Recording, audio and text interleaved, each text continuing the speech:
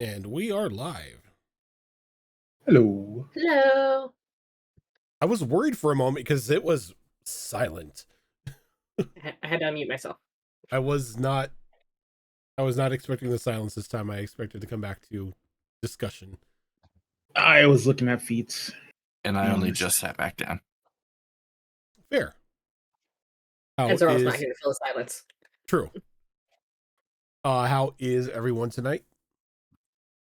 Good. It was a long ass day, but we're good and we're ready to rock. It's gonna be a fun time. That one. Yes. Speaking of fun times, next week is a very special occasion, as the 16th is going to mark the 9th year anniversary of Destiny Forged.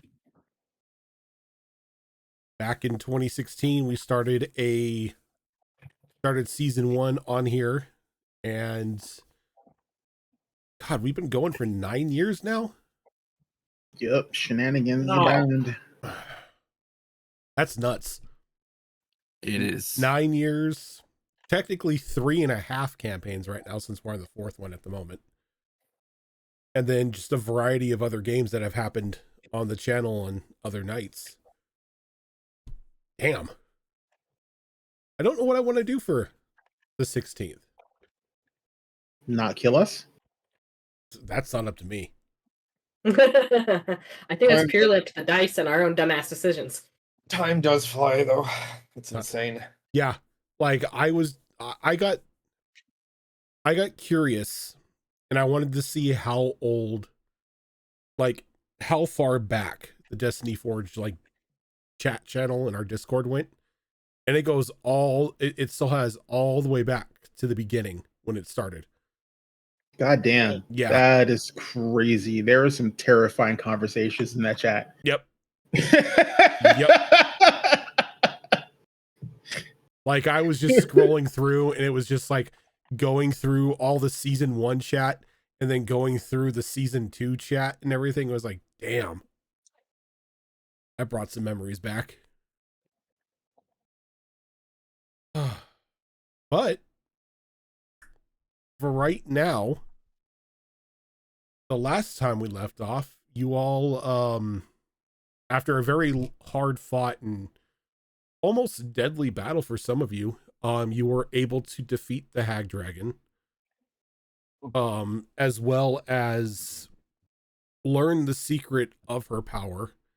Thankfully, that power has been extinguished, as the Hag Dragon and her coven have, for the most part, been turned to dust.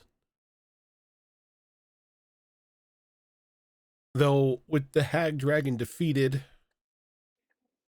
all of you beaten, a little sore at the moment, the question now for everybody is, what do you do?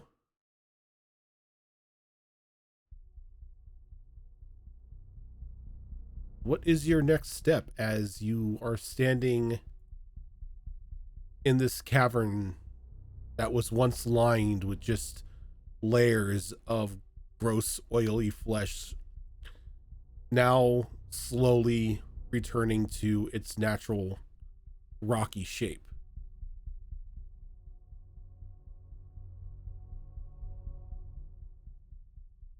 That's kind of the problem. I'm new here. I don't know the lore much, and at the same time, my character is new to the group. Okay, I haven't been hanging out with people for like a week. I Yeah. am not going to be saying, hey, I want to go do this right now. You don't really need to be familiar with the world lore too much, as this is like its own section and there hasn't really been much lore to it. But yeah, like technically Realm is new to this area because, again, he appeared and started traveling with the group for about 2 weeks now. Tokami's gonna say, can we not do that again? That was really foul. Yeah, But it was. I'd be okay with not fighting any more flesh monsters for a while. I am with you, but I'm glad that one is gone.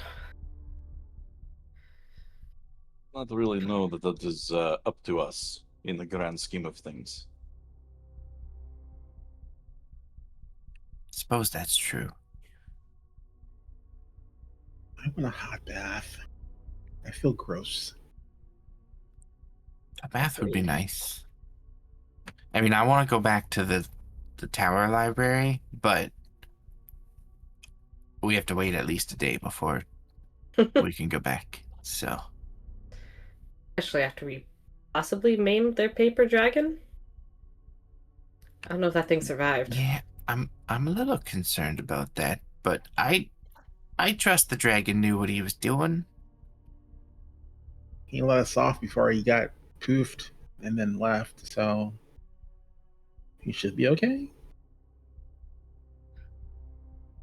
I hope so. Just as a reminder, the dragon didn't drop you off and then poof. He just poofed. Like Midair. he fell apart midair. Well, I mean, you know, he kind of poofed into existence. Maybe it's not really him. I mean, that's just a thing he can do. I mean, when we first saw him, he wasn't a dragon. He just, you know, was paper and then turned into a dragon. Yeah, I'm sure he's fine. He's probably like bound to the tower or something and can just be remade over and over. Max is going to stay quiet. I hope so, but we won't know until we go back to the library, I guess, and ask.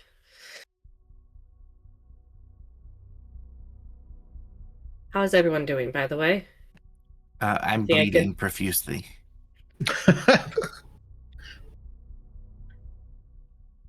Never been Let's better. Try and patch you up a little bit. What do I have? It's been a while since I used this character. What do I have? I have all kinds of shit for healing. Look, I'm just the DM. I don't know what you have. Way too much of my character's spell list. Do I have? I should have.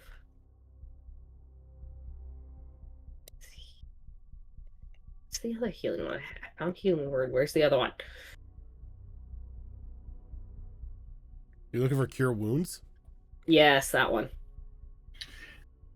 Yeah, I'll use I was gonna say you should have it because you used it during combat. Yeah, no, it's a domain spell for me. I just couldn't remember the name of it, so I couldn't find it on the list of a million spells. Yeah, we'll probably drop a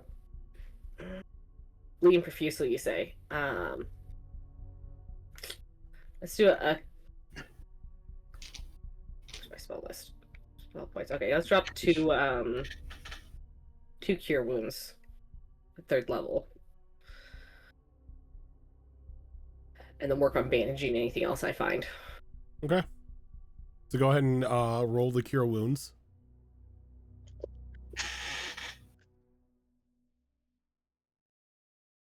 Third level, so that's.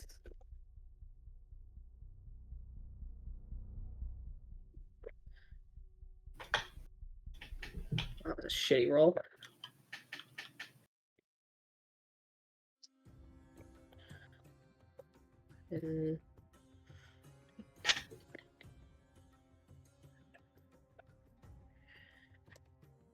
So 29 plus 8, so 37. Yes, 37 points of healing. That Plus is wonderful. Thank you.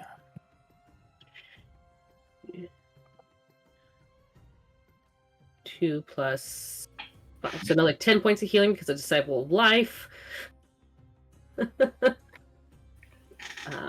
So you can add 10 more onto that, and then I also gain 10 points of healing from that. I feel much better now. Thank you. Yes. If there's any other wounds particularly bothering you after all that, let me know when I can work on bandaging and suturing and everything else. I think I'll be okay from here. So do we want to like go back to civilization Or was there something more in this immediate area that we needed to do? I think we need to prepare to head to those caves, but I'm hesitant to go back to Valanche, as I'm not sure we want Verventrix to catch wind of what we're doing. Right. And we're definitely not ready to take him on. If this was very challenging, I can't imagine taking him on right now. I mean, we can always, go to Cloud. I mean, it'll be a journey, but I mean, that's the closest we have. There's nothing else really that close.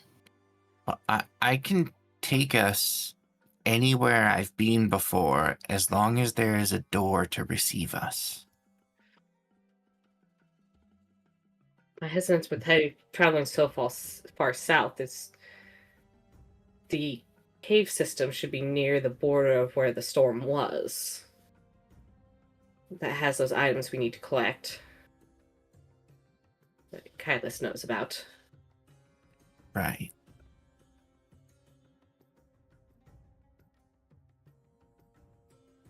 But other than that, I mean, I'm really not sure where else to go. Hey, Lady Asha, can you look at this for me and tell me where would we find the materials in this recipe? And I hand her the recipe that the library gave me for the elf tranquilizer. Do I recognize any of these ingredients, and how many concern me? Go ahead. If you have it, if you have a skill like training in alchemy, you can go ahead and roll that. Or I don't think alchemy's a skill. You can give me a medicine check. I can do medicine. I can very much do medicine. As long as the dice aren't shitty, and they're not right now. So I can add right now. God damn, my brain's broken. 24. Thankfully, a lot of these supplies on this list are just things you can get over, like technically, quote unquote, over the counter. They're very common plants. They're probably in my healer's kit. Or herbal. I mean, an alchemist herbalist kit should have most of these. If your herbalist kit has 50 gold worth of supplies, you can make it. Yes. Okay. I have a healer's kit, which is different. Yep. I thought it was herbalist because I saw H, and I didn't read. Yeah, I mean, this kit as well. But an herbalist kit should contain most of these. A well-stocked one. They're fairly common. Though at this dosage, that's a hefty tranquilizer. What do you... It's very... it's rather expensive to make.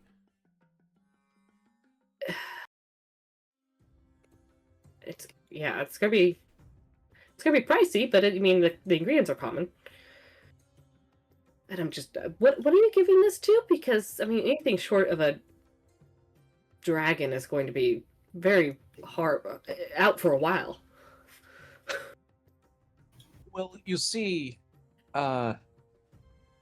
elves cannot be put to sleep magically. Yeah. So there is one that I need to put to sleep chemically. Oh, this should do it. Definitely. Even one with a strong resistance would... It's a common problem during surgery, so yes.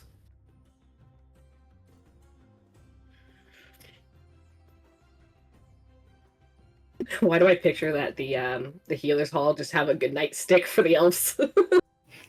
Just a bat. During your surgery? They just bonk them into unconsciousness. Oh, we need to surgery on the elf. All right, so we can get the good night stick. Somebody get the elven melatonin.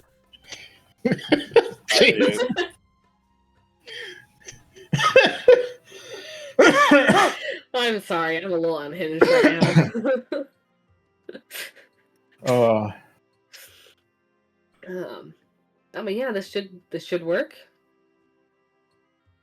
I don't know how you plan on slipping it to him because it's strong. It's going to have a strong smell, and it's not something you can slip into like tea and have it not be unnoticed.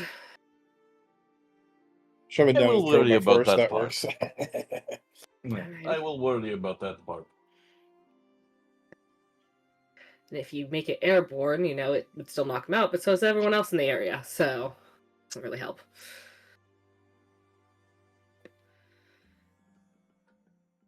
Would this would be something that we could make into, let's say, an oil? Possibly. I don't know, it'd take longer to take effect. Has to be absorbed through the skin and all. What if it is not absorbed through the skin, but is, say, absorbed through a gash in the torso? Still take a bit of time to take effect. I mean,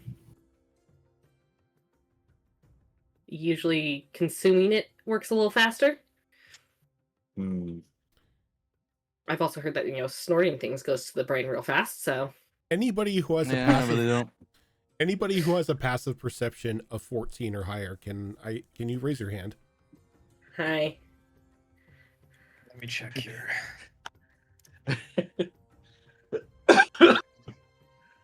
Wisdom-based character over here. Same. Let me figure this out real quick. I'm an old man and I don't remember where to check for my passive perception. Give me a minute. It should be on your character sheet. You under have it your with skills. one. It's under your skills. It auto-calculates for you. Oh, there we go. Yeah, no, I don't know shit. I'm on 13. Okay. So Toki, Sylvia, and Asha, while this conversation is going on, off in the back corner part of this cave, you begin to hear a few coins clank to the ground. Oh my god. And then followed by more. And followed by more until there's just like a pouring of coins just falling to the ground.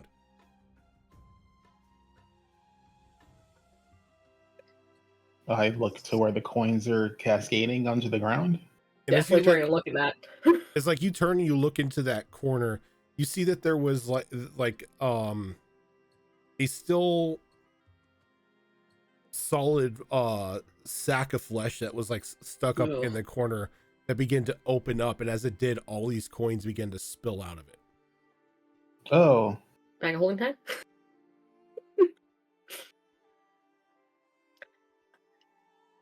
Rom, how much work are we shoving your bag of holding? And if you are to collect it, there is about 2,500 gold in this pile. Huh. I will certainly help collect it if we have somebody that has a bag that can hold it. I mean, I have a bag. I don't know if it'll hold 2,500 coins. I mean, it should. I mean, you know, If you have a fanny pack can hold that many coins, depending on the size of the coin. If you have a bag of holding, you can hold that. Rom has a bag of holding. Will Rom let us shove stuff in his bag of holding? For sure. So we did the work, might as well take the reward with us. This will help. Yeah. Tremendously, that's because more you like have this. the ingredient list. Look, Also that. try not to be materialistic. Let's be real. This has not been a cheap journey, and we have yet to get paid for anything. This is true. Everything you guys have done so far, you have not gotten paid for. Yep. So that works out to what, 416 each with 4 left over? Sure. Yeah. Yeah, that is correct. All right, everybody take 416 gold. Somebody gets an extra 4.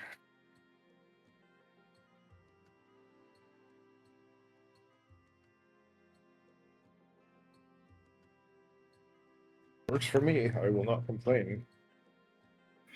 And we can just put it in the pool for the party. Put the 4 in the bag. We'll deal with it later. Yeah, that works. If we need to use it on group supplies. So 116, you say, yeah? 416. 416. Each? Each. Yep. Damn, alright. You get 416, and I'm just gonna write down that we have 4 gold in Ron's bag.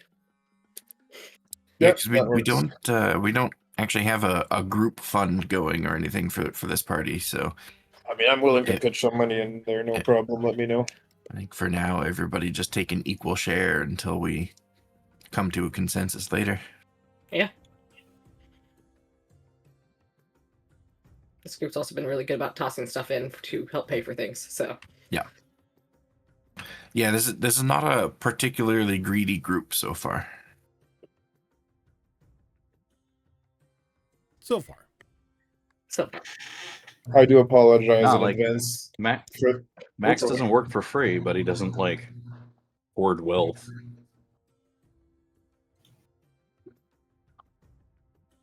I will apologize in advance for my new era character. Every spell I cast costs like 10 gold plus, so it's gonna be It's- sucky. Welcome to being a wizard.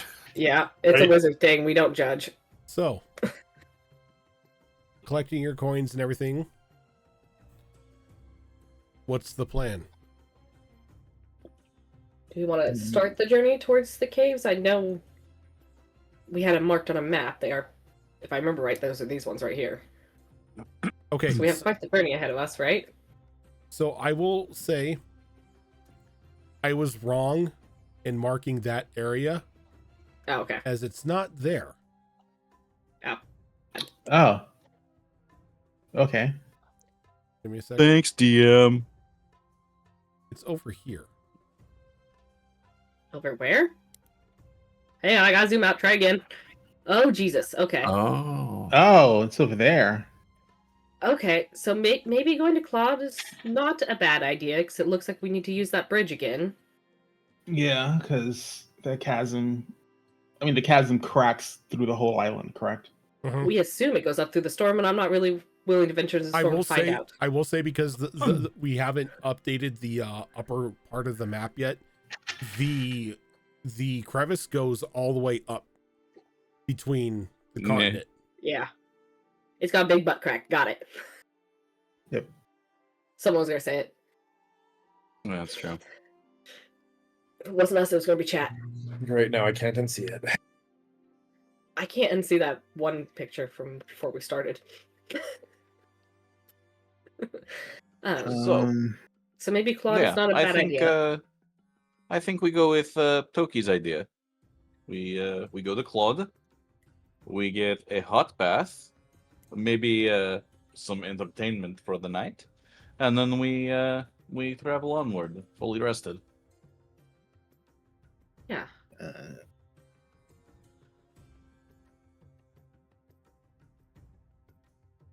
Okay. Is there? She's going to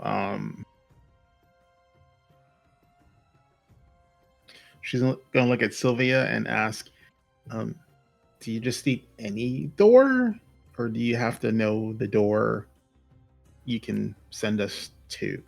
The exit door has to be one that I'm familiar with, or at least one that I've seen. I think I have a way. Then- I know of several doors in The- Claude, but Entry door manifests in front of us, but the exit door has to be an actual door, and it has to be one that I've seen before.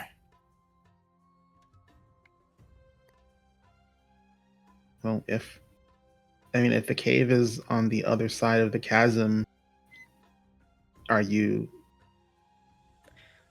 trying to remember, out of character, did we ever get to go to Aum? Yeah, you guys Yes, went. I You don't guys think went. You guys went to Ohm because that's where where you met what's her name? yeah, we had to Oh, leave the- home in a hurry. Oh, really? That's where we met the assassin girl. Yeah, Ulm is where the like the House of Gold and stuff was, Mhm. the casino and all that. Home is maybe not the place we want to like. No. But I mean, I've- it hasn't been that long since the Skyway collapsed. Do you think they have it fixed by now? Well, they have the bridge not across the taking the chasm that's Skyway. between Claude and Ohm. Yeah. We can pass through there. I was trying to see if I had something to mentally or telepathically send images to Sylvia, because Asha knows several doors as she's from Claude, but yeah, I don't think I have any because I only have sending, and sending is words. I don't have that prepared right now, so that doesn't even help. So I guess, the other alternative is go back to Augur and then travel north to save us the trip. We do also have that, the blacksmith we need to visit. We're carrying around trophies to give to him. And Did he have a door that you could he did have a possibly door. kiosk to? Yep. There was a shut door that was in his blacksmith that led to what you're assuming is his personal quarters. Should we pop in and see our blacksmith friend? Maybe he can give us something that might help in a battle against our ex-friend. Still processing that one. I think fine. all of It'll these feel sound like better good with time. options. Don't worry about it. Everyone talked at once. I'm sorry. It's okay. I just didn't hear any of it. I was just saying, I think these are all good options. They're all viable ones. We could go to the Smith, or we can go to Augur, or we can go to Ohm. I'm capable of taking us to any of those places. I really How don't think we should go often- to Ohm. How often can you use this door? I believe once a day. Let me double check. I don't remember if it's once a day or requires a roll. Let me look at my notes.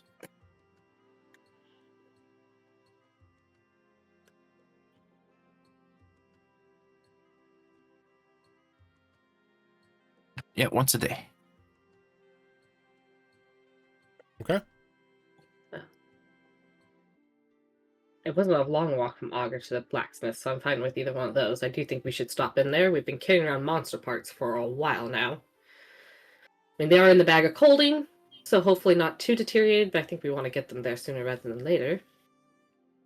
I'm sorry. Why are we talking about going back to Augur all of a sudden? A door. Because to Lenny and Claude. because I can't take us to Claude because I don't know any doors there. And I can't mentally send her any of the doors that I know in Claude. But the blacksmith wasn't too far. Yeah, the blacksmith is not Where that did far from. we stayed in Claude, didn't we? Nope, we stayed in Ohm. Yeah, we No, stayed we in stayed in Ohm. Ohm. We crashed near Claude. Well, no. You crashed near Ohm when you were on the Oh Skyway. yeah, because the Skyway. You crossed Yeah. the bridge and you made your way through Claude. You were in there But never stayed. You were there for a very short period of time. No, I don't think we made it to Claude. Didn't we crash from the Skyway, no. go to Ohm, and then take the ramshackle You're right. tackle You box took out the of tackle Yep. box out. You took the tackle took the box out. That's ramshackle. right. We as a party have not you set foot in Yeah, Claude. you have not set foot in Yeah. Claude. So if you want to exit through a door anywhere in the south, it's either going to be in the blacksmith's forge, Augur, or Ohm. And we don't want to go to Ohm. Is the blacksmith's forge that ball of fire? No, the blacksmith's forge is down here. Yeah, so it's not terribly far. We could probably get to Claude in like a day after that. But Yeah, because if you remember, you met the blacksmith when you went down in that hole to save To the save people that Ventrix the were first time. for Ventrix and the people who were traveling with him. Yeah. and he's tasked us with doing something monumental, and we went and killed the the Chimera You've also killed a sand hag. and a sand hag. Yeah. We don't have parts for the sand hag, so You we're gonna have, bring him back. While you we're have her still in dust. I was gonna say, while we're still in the cave, the ones that were like petrified in the walls, can we just take a chunk of one of those? If you want to go ahead and give me a survival roll, let's do this. We will do a group survival roll for this. Okay. Okay. I can handle that. I think I Well, have, these enough, dice don't want to fuck me over. Are I you gonna be think I- nice? I have a good enough con, I think. Survival. I forget. Yes, I am proficient. Okay. Hopefully that's good enough. Real glad this is a group chat. Carry my ass, please. Didn't All you right. just say you're wisdom based? I am. I rolled a 2. There we Oh. go. There we Which Ugh. is go. an 8. Oof. All right, Toki, what'd you get? 21. 14 on the die. Sylvia, Dirty 20. Oh, we're doing survival. Hang on a second. survival. I got yes. a 10. Ah, a 10. Okay. Realm, 17. 17. And Max, 23. Okay.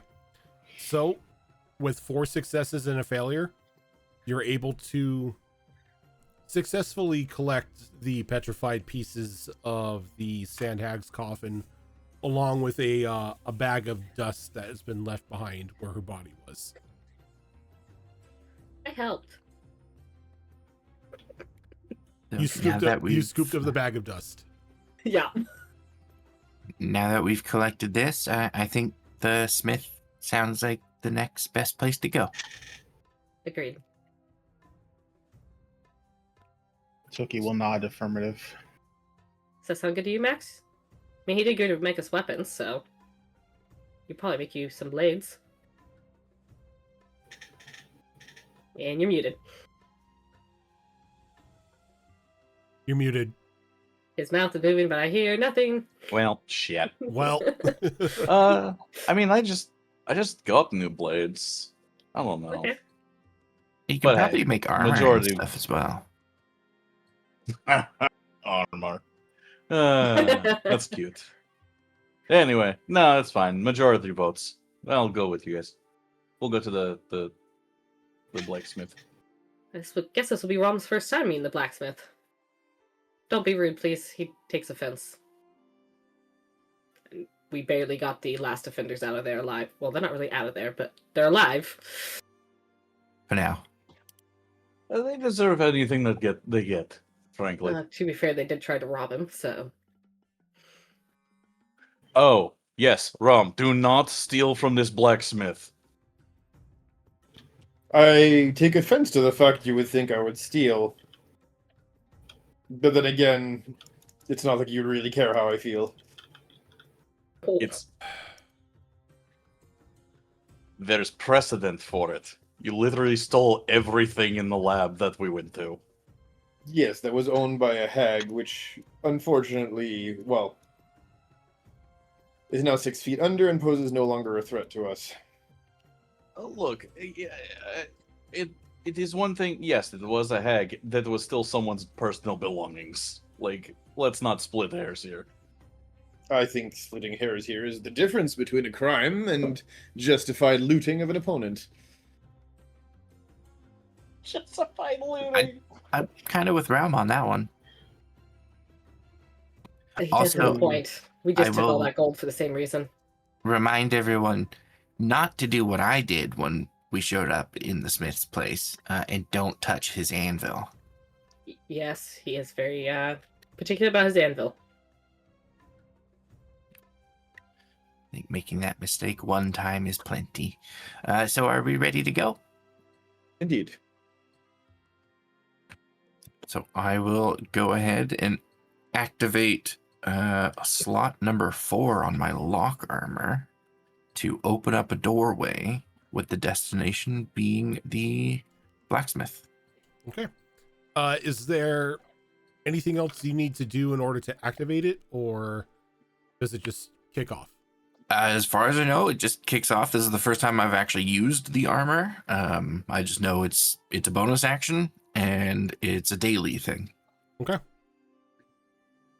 And because you do know you do know of the door itself. There's no other roll that needs to be made, so you open the lock on the fourth piece of your armor.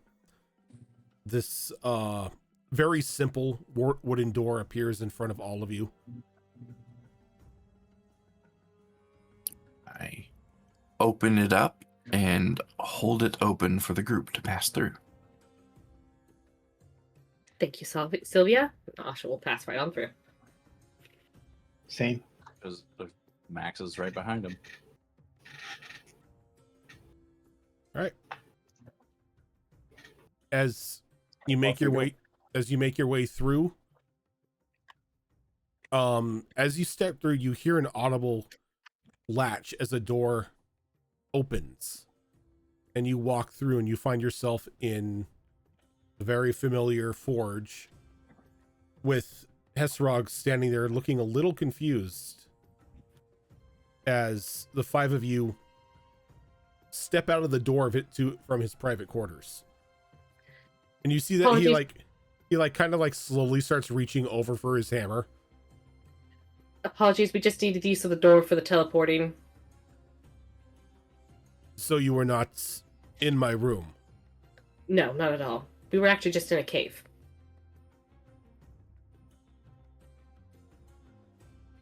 Okay. Sorry for the alarm. Slowly, he just pulls his hand back. And as the last of you come through this door, he walks over and quickly shuts it again and makes sure he pulls the key out of his pocket and locks it. Stuffs it in his belt. So I would assume that you showing up, you have stories to share. Quite a few, actually. You did not come empty-handed, I hope? Not at all.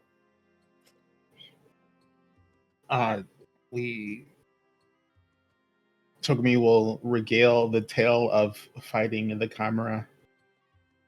And Asha will continue it up with what they did with the city and all those undead that they found there.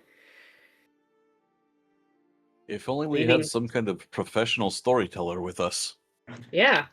We can, Oh, I'm sorry, I'm too busy listening to your previous orders and not stealing anything. But I'd be more than happy to open my mouth if so prompted. So you so much.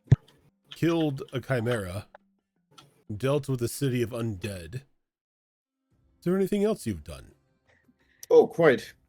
And yeah, Rom will pick up the story at that point and tell. Rom, as you speak, he sort of looks at you and he kneels down. Interesting. I don't know many of your kind on this plane. Though I know that.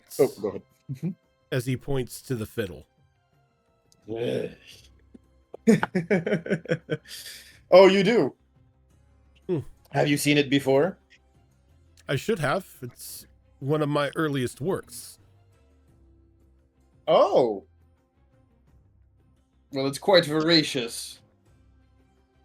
And always asks for more. I won't ask how you came into possession of it. Oh, through endeavors most foul. But endeavors that now have me free. I see. Well, you were continuing. I got him, boys. You were continuing on with your story? Yes, well, following that city of undead, we did get rid of a hag most foul, and we'll explain a little bit how we fought the hag and got rid of it using the ichor that we got from the town of undead and so on and so forth. Hag dragons. Now there is a trophy most rare. Not many of them in existence. A rather twisted creature to say. But you happen to have collected trophies from it. Togami will open up the box of colding and pull out. Give me a second. I have several pieces of the chimera.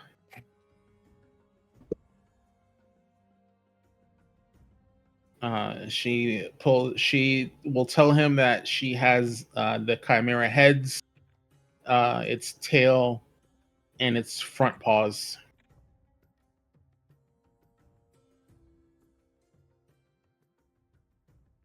Have you collected any other trinkets, or just from the chimera?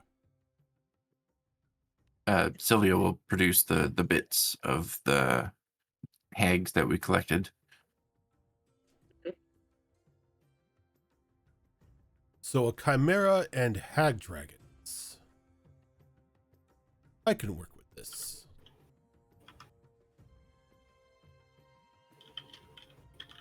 Now I must ask, friends. Being that you are adventuring, being as you are adventurers and would-be heroes,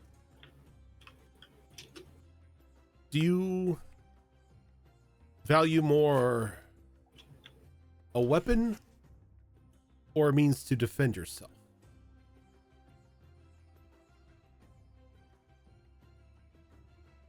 I can craft you a weapon. I can make you a suit of armor. I can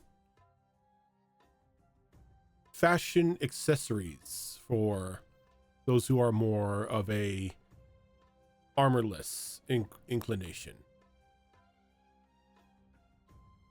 Oh, An accessory sounds like a good plan for me.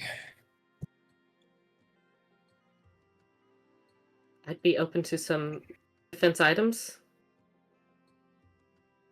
Currently wearing my basic chainmail, so.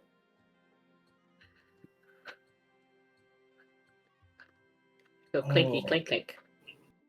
She wants defensive. She wants the punchy punch. All right, so Asha, you want armor? Yes, please. Do you want that from the hag dragon materials or from the chimera?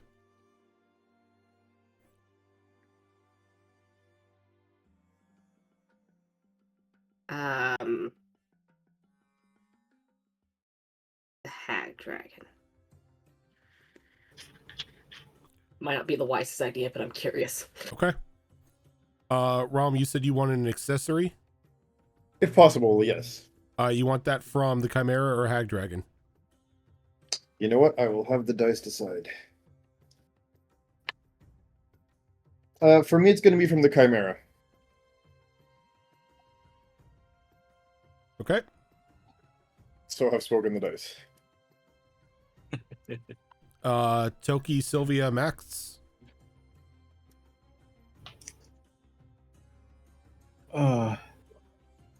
She asks if I wanted one of each, would I have to perform another task? I can make you one at this time. And if it's something that can increase my defense, I would prefer that.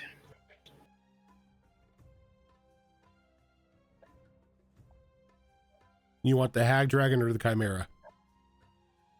I would prefer the chimera, but I'm not sure there's enough. There's enough. Yeah, then she would definitely choose the chimera. She's just not very comfortable wearing the hag flesh. Fair. Why'd you have to bring that up? It's dust, okay? It's dust now. Max, It's different. Sylvia.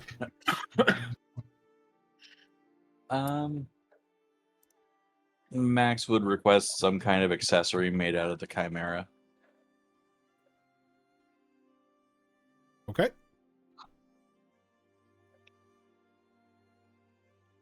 I think Sylvia will kind of like step forward and approach him a little bit closer, and she'll pull out her great sword.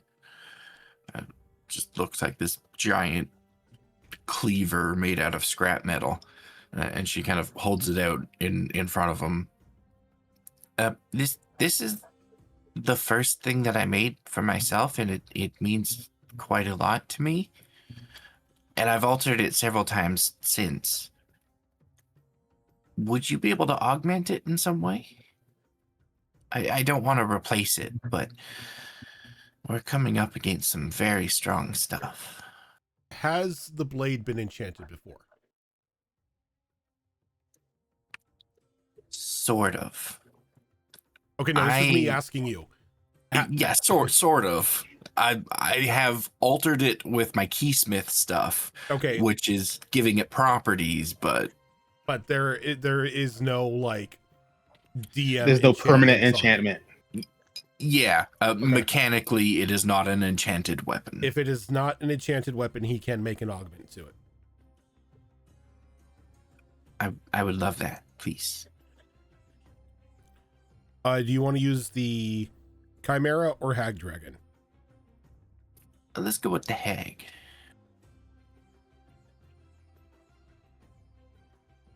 He smiles as he gathers up the materials from both.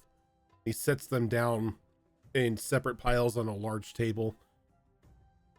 And he leans down and he places a small key in your hand, Sylvia, since you're the closest one to him. There is a room in the back of the forge that you and your friends can rest for the evening while I work on your order. Oh, that's very generous. Thank you. Come tomorrow, your gear should be ready. Thank you for all of this and your hospitality. We desperately need a rest at this point, I think. Yes, it's been a long day. We came here just after the battle with the hag. Well, there is refreshments and everything one may need for relaxation in that room. When he says that, Tokumi is gonna go, "Do you have a bath?" Well, of course. Baths are a means of cleanliness and relaxation. She like looks super. She lets this out this giant sigh of relief. It's like, I really need a bath. Yeah, me too. Sylvia will just go straight to the door and open it up for everyone.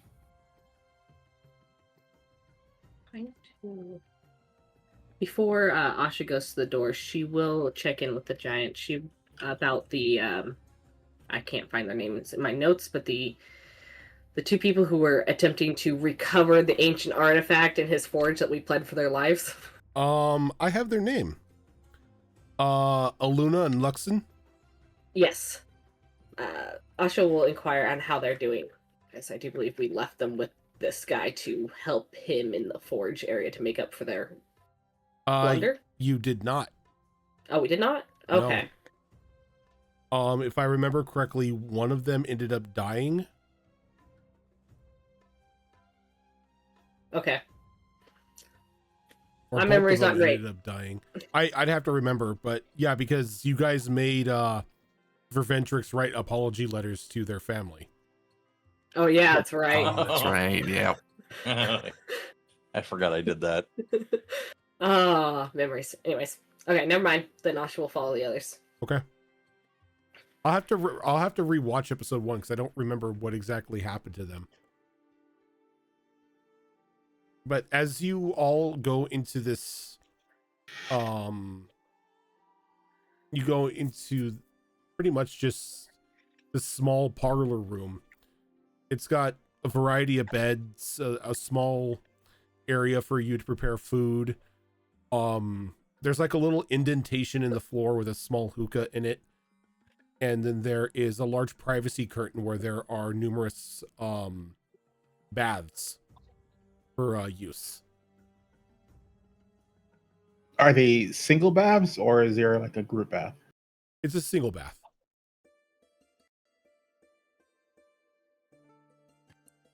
So Sylvia is actually going to pull Asha aside real quick.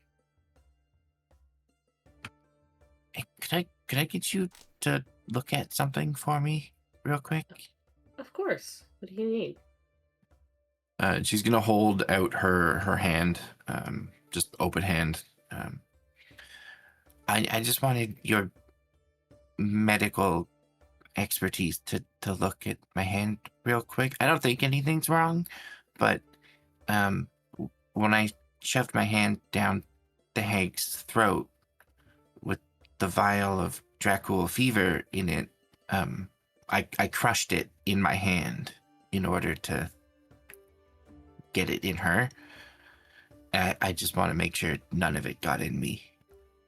And Asha's gonna go full doctor mode and start looking at the hand, making sure, seeing if it had any kind of effect on it. Go ahead and give me a medicine check. You're not allowed to roll anymore. You. Excuse me? No, that die Oh. that rolled a 2 is not Oh. allowed. Good thing, 'cause this is way better. 25. Thankfully, nothing wrong with the hand. There are a couple scratches and everything, but it seems like any sort of serious wound on it has already closed up. Doesn't seem to have any effect on the hand. Okay, that's good. That's a relief. I didn't think anything was wrong, but after seeing what that stuff did to her, I wanted to be sure. After seeing how quickly it worked on her, I mean, I imagine we would have seen any side effects at least start by now. But do let me know if Yeah. anything feels weird in the next couple days. I mean, I've been thinking about that. Like, so if something gets into the bloodstream of my hand while my hand is detached from me, does it not go into me until I reattach the hand? Does it not go into me ever? Like, how does that work? Well, I attached the hand to the best of my ability, but it's not like I reattached every blood vessel. The body usually has to heal on its own from there. It's a very unusual procedure, so I'm not entirely sure, as there seemed to also be something magical going on with this hand, as you normally can't reattach limbs like that. Yeah, we'll have to do some testing when we've got some time, because that could be really handy. No pun intended. I could think of a few safer ways to test that, for sure. Maybe put something in the bloodstream that doesn't actually harm. Yeah, that would be preferable.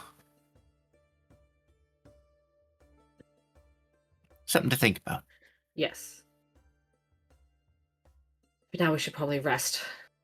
And yeah, do keep me informed if you start feeling unwell. I will.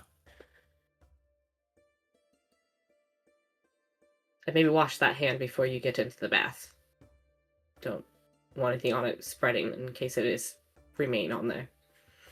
Probably a good idea.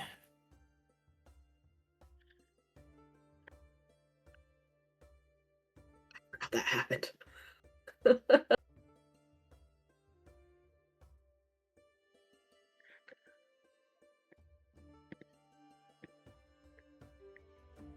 Okay. Is anyone else taking this time to do anything other than relaxation and getting food? Anything special you want to do? Any conversations you may want to have?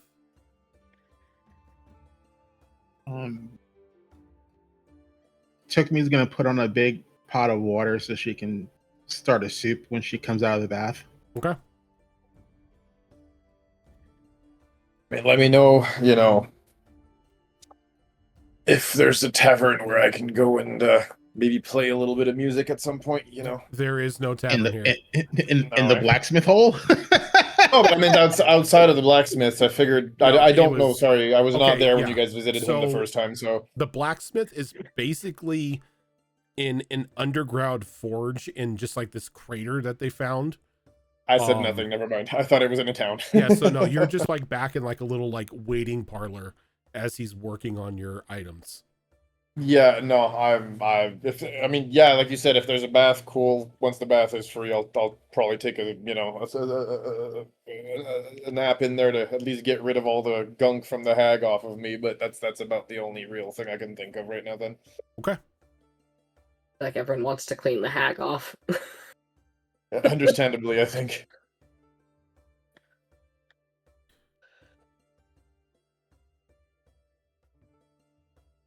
Okay. So as night approaches and night passes, everybody gets a full night's rest.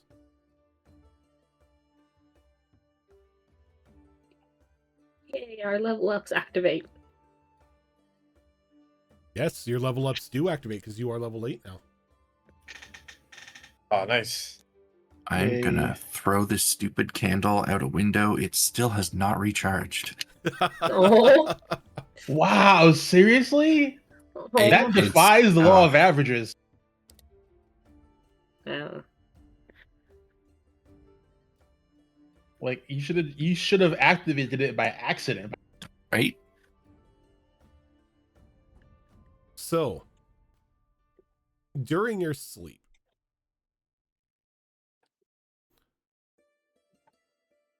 Sylvia,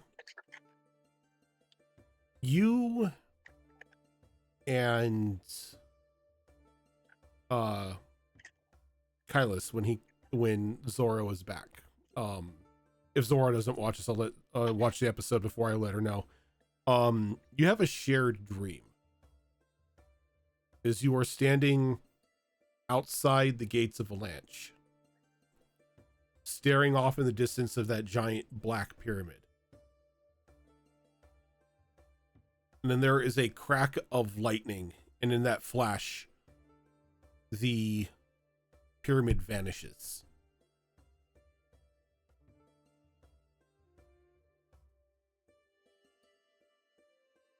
And in your head, you hear, "Thanks, kids. She was holding me back."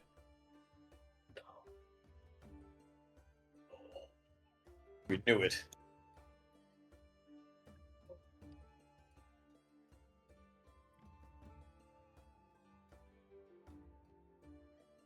And as everybody passes through their sleep to the next day, we're going to go ahead and take a quick break here so we can get up, freshen our drinks and all that fun stuff.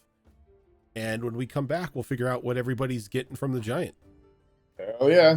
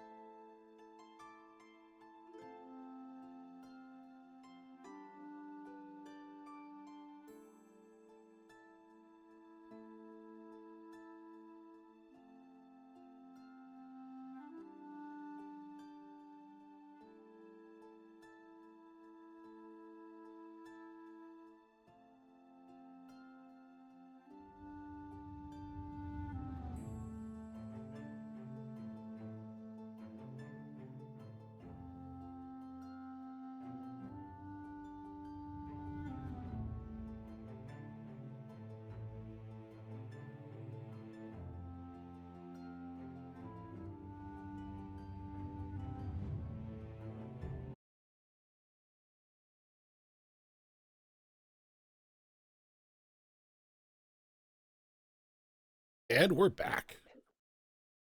Hey, back. Hi, back. I'm dead. I'm dead. Pause for it every Someone's gonna time. say it. I love it. Yep. How we doing? So, you come back.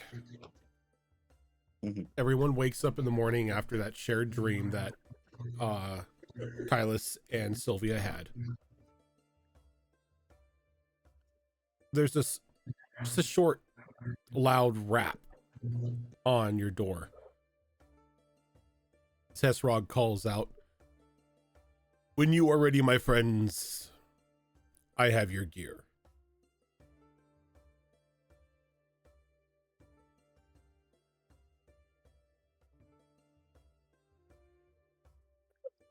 Excellent. That's fast work. Indeed. I was not expecting you to deliver so soon. I will not complain, though. It sounds like quite the boon.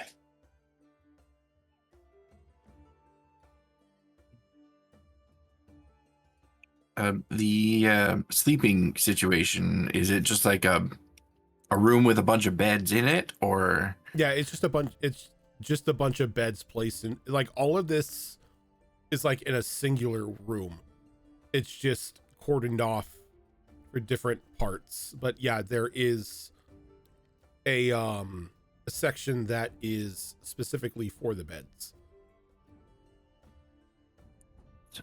Sylvia, when she wakes up and kind of sits up in bed, she's got like dark rings around her eyes, and she's got that 1,000-yard stare, like something is clearly wrong. But she does not say anything yet. She just kind of autonomously gets up and gets dressed and does the morning routine, and he's clearly a little bit off. Sylvia, Sylvia's everything okay? Is your hand okay? Is there any weird sensations coming from it? No, my hand is fine. Okay. We should have a good morning. We deserve a good morning. We'll talk later. Why does it sound like you found a spider in your bed or something? That would be preferable. Oh, for God's sake. All right. Let's have a good morning. For now, nothing is wrong. Everything is okay.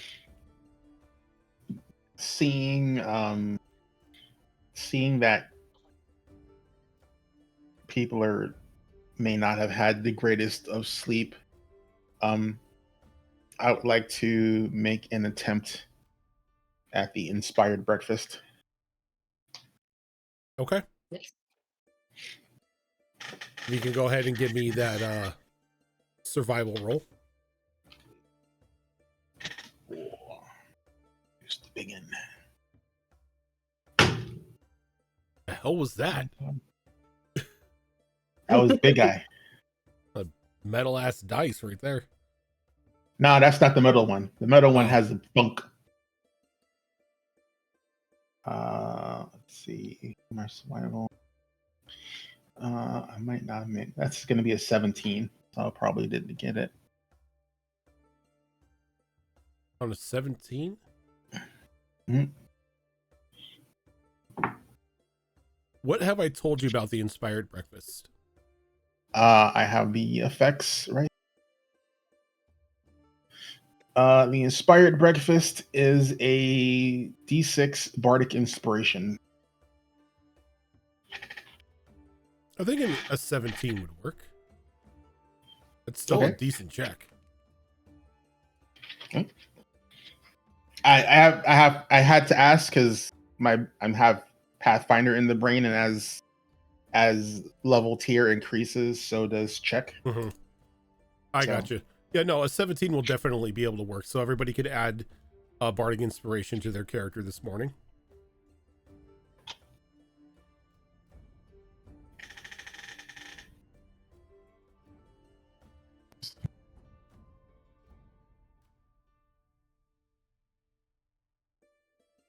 bard has bardic inspiration.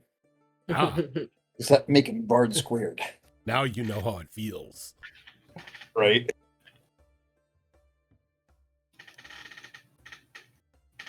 So, as you walk on out into the forge itself, Esrog is waiting there. You see a bit of like excitement in his faces. You assume it's been a while since he's been able to create anything. He sort of stands there, just rubbing his hands together. You can see like he's like putting some sort of like powder on his hands, probably just to like help relax the muscles after a full night of forging. So who's first? Togami will point to Sylvia since she's the most ragged this morning and needs a good cheer.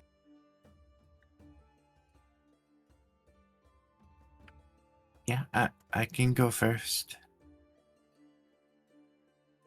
And he walks over to his bench and he picks up your greatsword. And you could see that it's gotten like a complete makeover. It doesn't look anymore like it was if it's just like scrap metal being held together by like a whim and a prayer. It is now just like this beautifully fashioned sword. Your locks are still on it. Though along the back end of the blade, you see what looks to be just like a brown, almost strip of leather.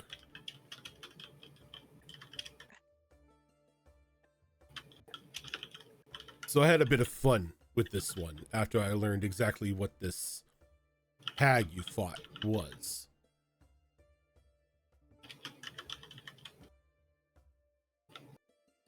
I've imbued your blade with a bit of her unique abilities.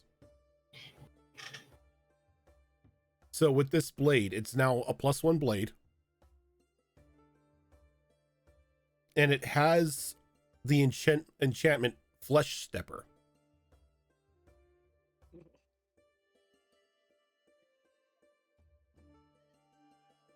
Using an action, you can teleport to and through an opponent as long as they have been wounded.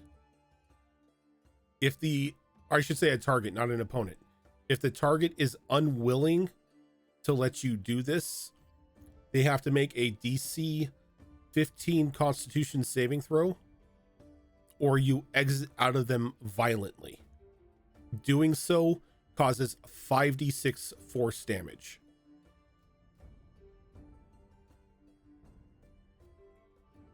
If they make the save, you're not able to port through them.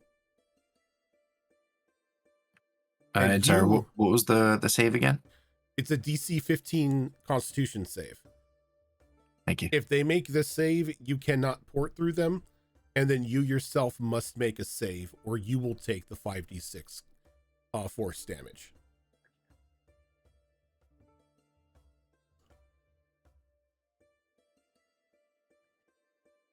And what is the range on that? Is it just sight or? There is no range. Oh.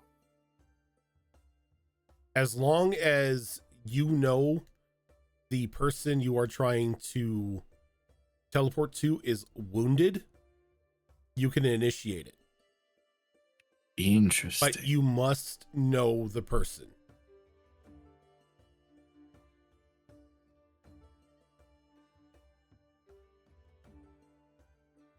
Very interesting.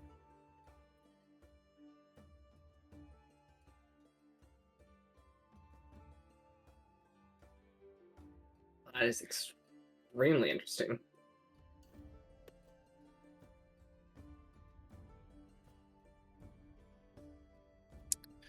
I can finally turn the tables. Twice I've had people tear themselves out of my characters. I can do it to someone else.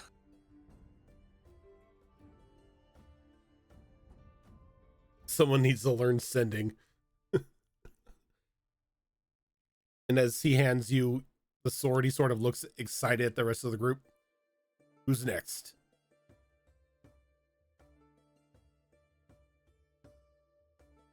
I guess I'll go next. Ah, yes. The other hag enchantment. See, walks over and he sets just this beautifully crafted armor at your feet, emblazoned with the symbol of Herona. Just everything on it just seems to catch the light perfectly. Though much like Sylvia's sword, there is a bit of leather around the waist.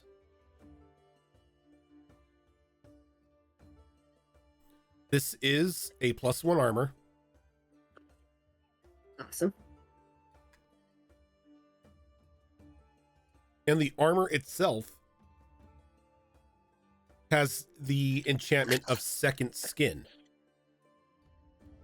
Whenever you are at full HP, you will gain an additional 5 temporary HP. As long as this temp HP is active, your armor bonus becomes a +2. This temp HP can stack onto other temp HP benefits that you have. If it breaks +10, or if it breaks 10 temp HP, the armor then becomes a +3.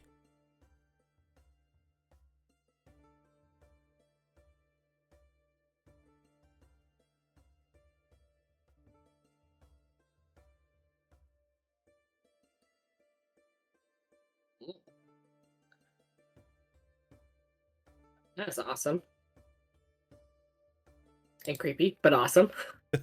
Okay, you did get it from a hag dragon. Yeah, no. Absolutely. The creepy was expected. It's a good creepy. It's a good creepy. That's my secret, Captain. I'm always creepy. We'll have to tell Zoro to increase AC on the character card.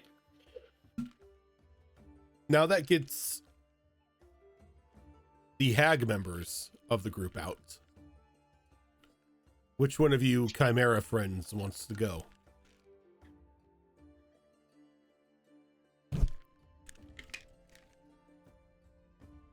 You're muted. I was gonna say Toki Muted. raised her hand, but she was beat. Who beat her? Max. Max? Okay. Max. Max was also muted. Max.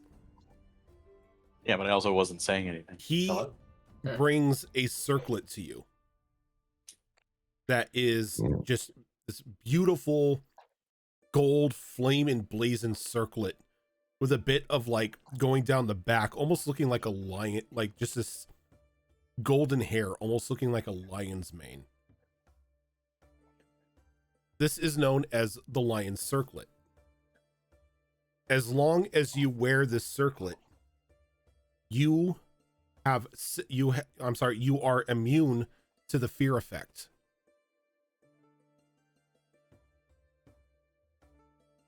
On top of that, as an action, you may let out a billowing roar. Anybody within 60, anybody of your that you consider an ally within 60 feet of you will gain the abilities of heroism.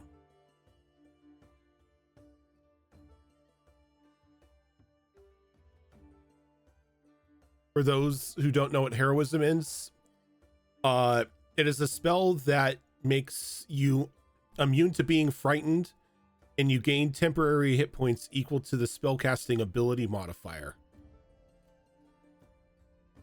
at the start of each turn. Intelligence, right? What's that? We decided my spellcasting ability was intelligence. Yes.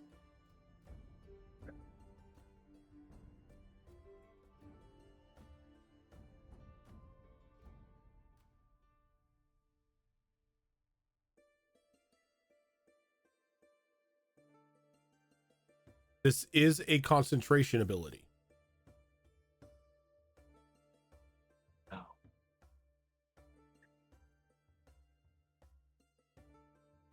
Actually, no, I'm not going to make it a concentration. It's a magic item. We'll say that it lasts for 4 rounds.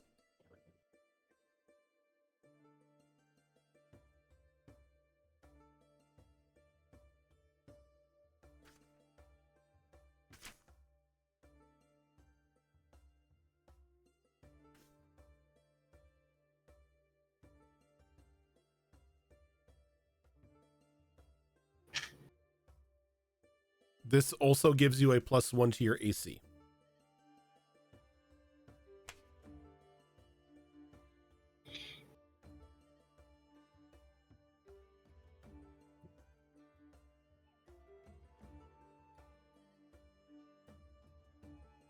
One down, 2 to go. Who's next? Toki. I'd say ladies first. Toki, he walks over and he presents you this sash that seems to be made out of ram hide. With the sash of the ram, first of all, you can now walk up any surface that is not completely vertical.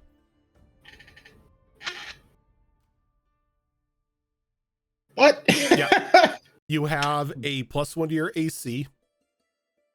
And if you travel at least 10 feet before making an attack, that attack will require the target to make a DC 15 dexterity saving throw, or they will be knocked prone. How far do I have to travel? 10 feet.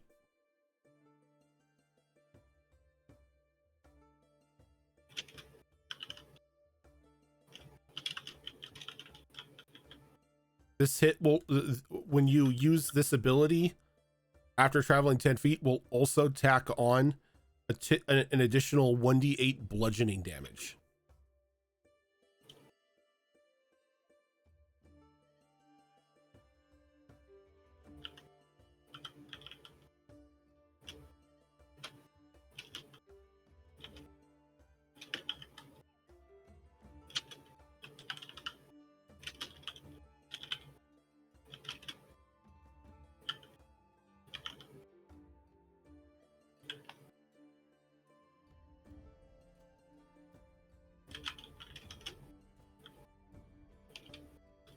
She. But she will ask him after he's rested if she comes back to get another task, can he make her a weapon? Oh, I do not issue tasks. You go out there, you achieve great things, you collect a trophy, and share the story of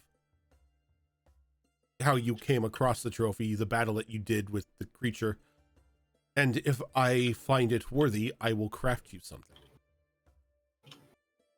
Find me something worthy, and I can make you a weapon. Can you combine weapons? Combined weapons? I've never really combined weapons. I've imbued weapons. I've empowered weapons. I've not tried combining weapons.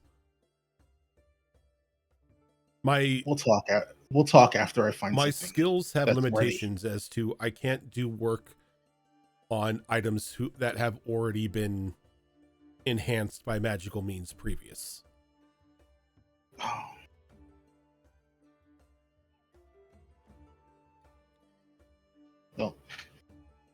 Well, we'll still talk. I have a goal. Of course. And then he walks to Realm. And Realm, he takes this silver ring with this large serpent's head at the top. Oh my. And what may that be? Inside the center of the ring is just this large, like snake-eyed emerald. The Serpent's Ring will add a +1 to your armor. Okay. On top of that, you are immune to the poison condition. Not poison damage, but the poisoned condition. Okay. And on top of that, as an action, using this ring, you are able to cast the poison spray cantrip. Okay, interesting. Do not cast it around dogs. Yes, Sorry, that's Fox. fun.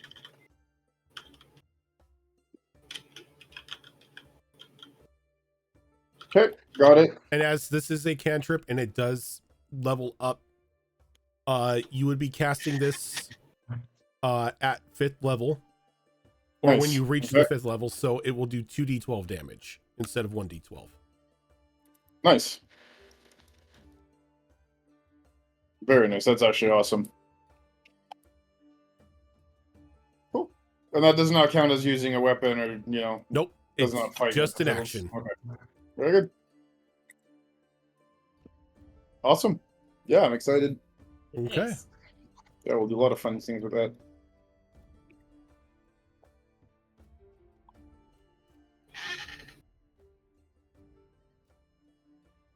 I hope all of you all find this work worthy of you. Yeah, it's excellent. Thank you. Better than I Yeah, I could have hope- imagined. If anything, I hope to prove myself worthy of it. It's been a while since I've been able to actually forge anything of worth. Not many people know where I am located anymore, and even less come to share stories of their victories and use their trinkets to imbue themselves. But you, my friends, my forge is always open for you. As long as you have trinkets and a story of your heroics. I don't want to impose on you any further, but are you familiar with like identifying an enchantment, or if something is enchanted but there's something off about it? I am. Okay. Would you be willing to look at something for me? Of course. It's something I've studied a little bit myself. And she pulls out the dagger. Originally, this was supposed to be enchanted with something called the Wraith's Kiss, but the enchantment has been twisted or was incomplete, and I'm just trying to learn as much about it as I can. See, gently takes the dagger from you and he gives it like a sniff, and you see his nose turn a little bit. It isn't that the spell went wrong or the enchantment was bad. It's been perverted. Deliberately. Deliberately. This was not a mistake. Normally, if one were to make a mistake with an enchantment, various things can happen. The enchantment cannot take. There can be a backlash. There can be some sort of magical anomaly that happens, or the enchanter could be killed. Or in this case, it most likely would probably kill the enchanter and those around it, seeing the severity of what they would intend. But no, this wasn't done with intent. Whomever placed this enchantment on this blade knew exactly what they were doing, and they were well versed in it. See, that's what I was afraid of. It is.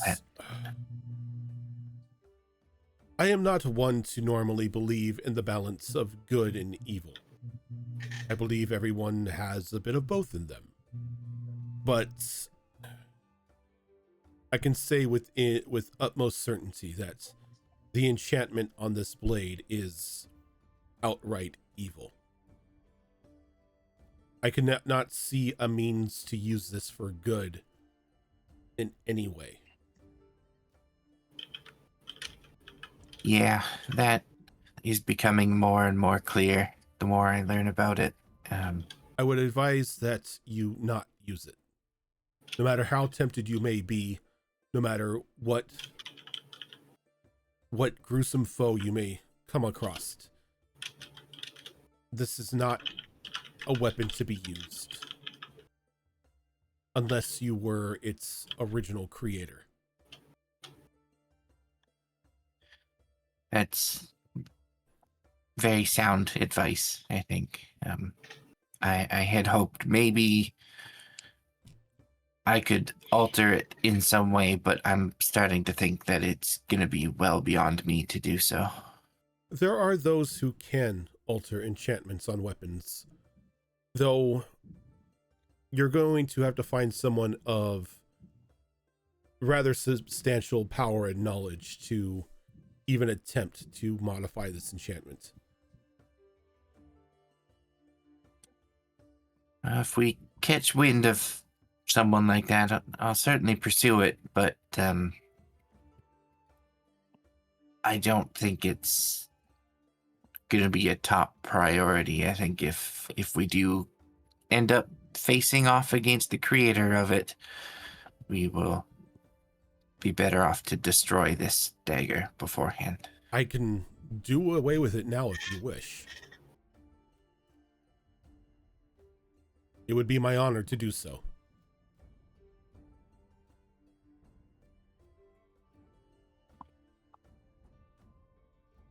We should take him up on this. This is the second person now that has offered to destroy this thing. Upon its destruction, do you believe there's any reason why the creator might become aware of its destruction? If it was destroyed in such a haphazard function, maybe. But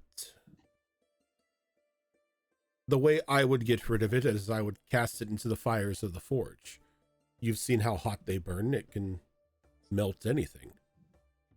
I don't believe that its destruction that way would send any sort of alarm to its creator. And doing that wouldn't have any ill effect on your forge? No. While this is a very powerful and disgustingly perverted enchantment on this blade, the forge itself comes from the gods.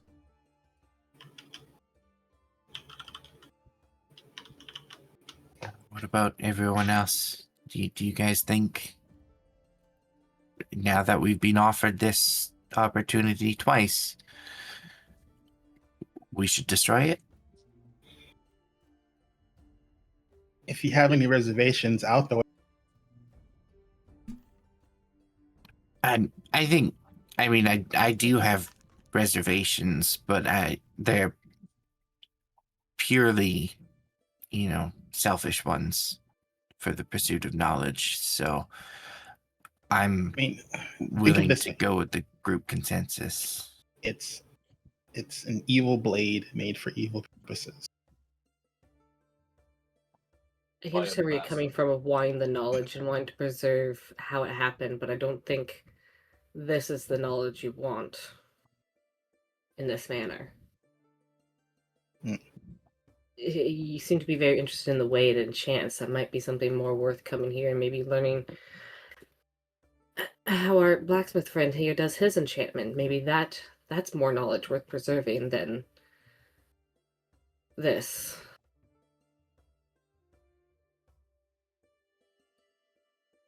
It's bad enough that even someone who doesn't normally believe in good and evil is willing to call it evil. Suppose that is a fair point. Realm, what about you? What do you think? Realm looks at the knife and shudders and says, "Cast it in the forge, I say." And I'm willing to say if Kylus was here, he'd say the same thing. Like this, no soul shall it play. I think that is our answer, then you better do it before I change my mind. He nods and he walks over to the forge. He looks back at you and he just tosses it into just the magma that is continuously flowing underneath the forge itself. And you can hear it hit the magma itself, and there's an audible hiss as the blade begins to be melted down, and there's light sort of like shimmering as it does. And then there's a pop and a shatter, followed by just a very loud hiss. And he tilts his head for a moment. He quickly walks over to the forge, or to the anvil, and he grabs a large pair of tongs. And he walks back over and he reaches down and he pulls something out of the fires. He walks over and he sets it on the forge itself, and it slowly begins to cool from like its red hot state. And it's this marble, probably palm size, about the size of a baseball, black like obsidian, but every now and then wisps of what look to be like white lightning sort of like streak across it.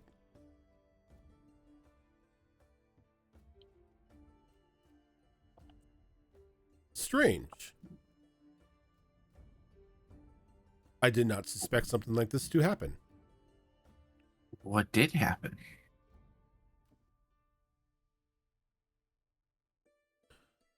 My friend, what you are looking at here is a very rare occurrence when a magical item is disposed of in the correct manner.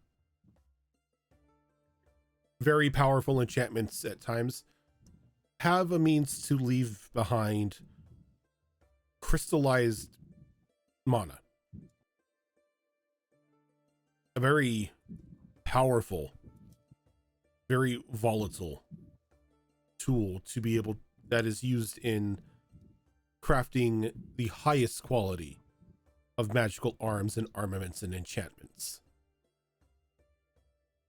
Though they are usually of a pure light. This, on the other hand, seems to be a torrent of light and dark in a constant dance.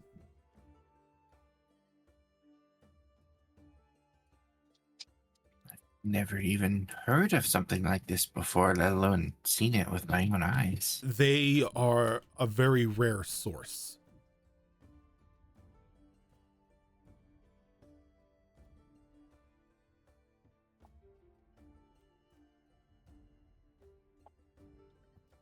What do you think we should do with it?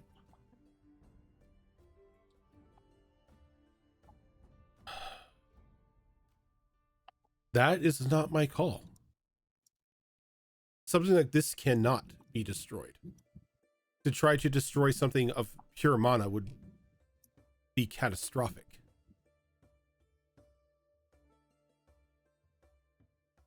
Your best bet would be to shape it.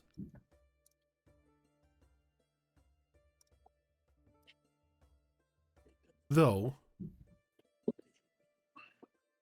at the moment, I believe if you were to shape it into anything, your intent would be perverted.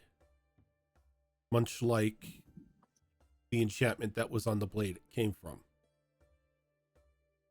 However, mana stones are known to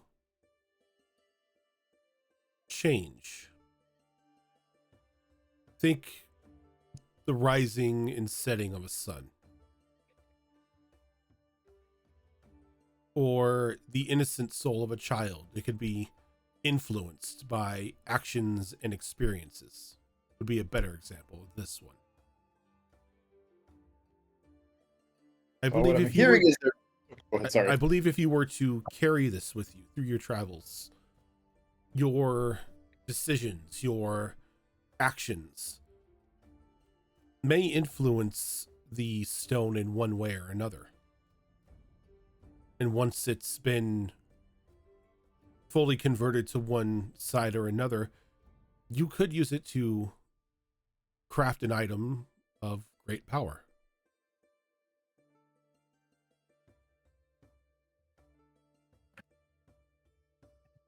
Sounds like a daunting task, but a worthy one.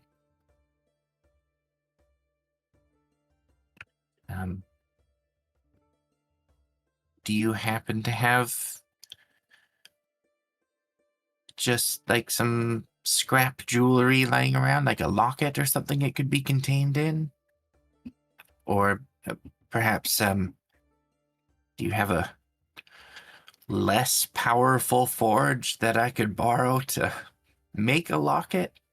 See, he picks up the stone. He walks over and hands it to you, and it's a rather large stone. Like I said, it's like a baseball size. Oh, right, you did Yeah. say that, didn't you? Oh, well, I'm not Flava Flav, so I'm not going to wear that around my neck. I don't have anything to fit that, no. Though I would suggest just carrying it as is, in a pocket or in a bag. Not one of holding, but just a normal bag. As long as it's on your person, your actions will influence it. I think I've got an empty pouch that I could hold it in. Yeah, that's very unexpected. We'll take good care of it.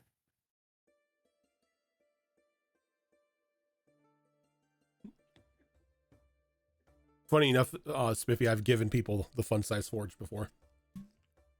No shit.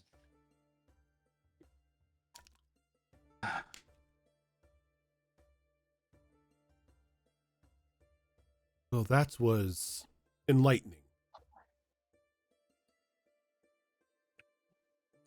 Yeah, and admittedly, I'm actually feeling a lot more relieved than I thought I would now that we no longer have that dagger around.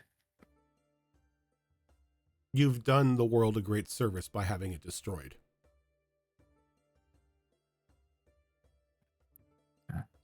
Everyone here made the right call.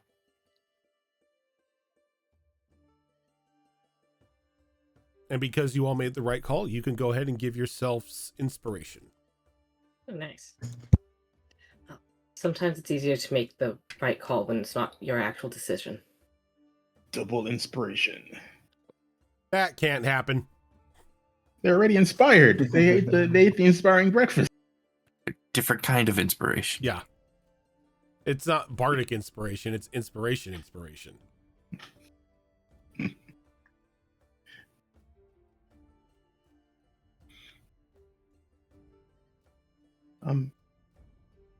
Can you make mundane items? Not For with a fee, this, of course. not with this forge, I cannot. This forge is specifically for crafting items of greatness. Items worthy of warriors, worthy of battle. Don't worry about it. We'll be in Claude soon enough.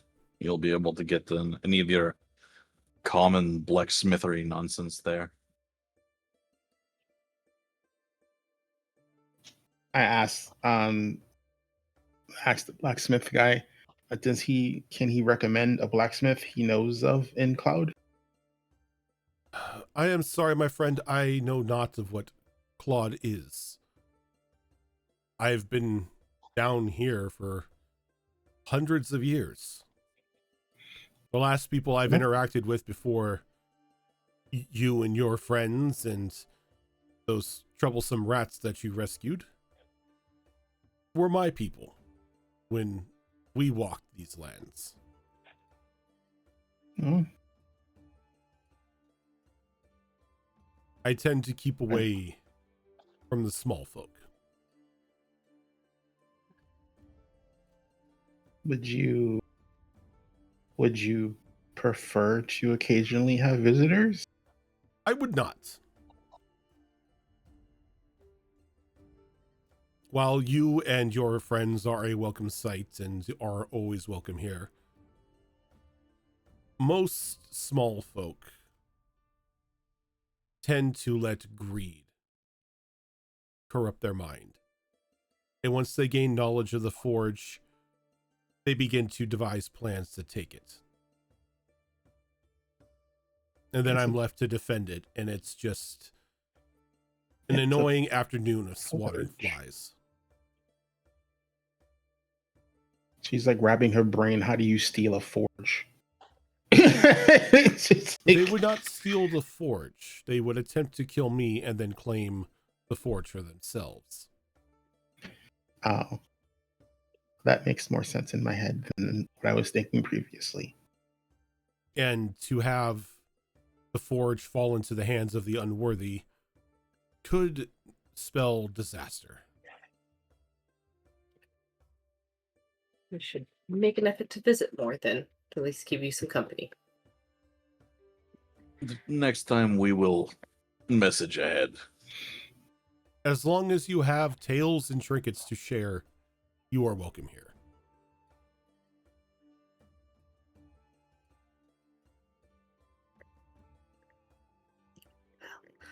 I I guess think it's time we're heading we to Cloud.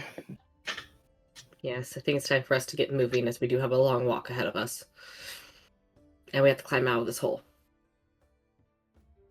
Didn't we leave a ladder behind? The whole. A rope. I think we had a rope. Oh We yeah. still have to climb the rope. Oh, Fishing monk.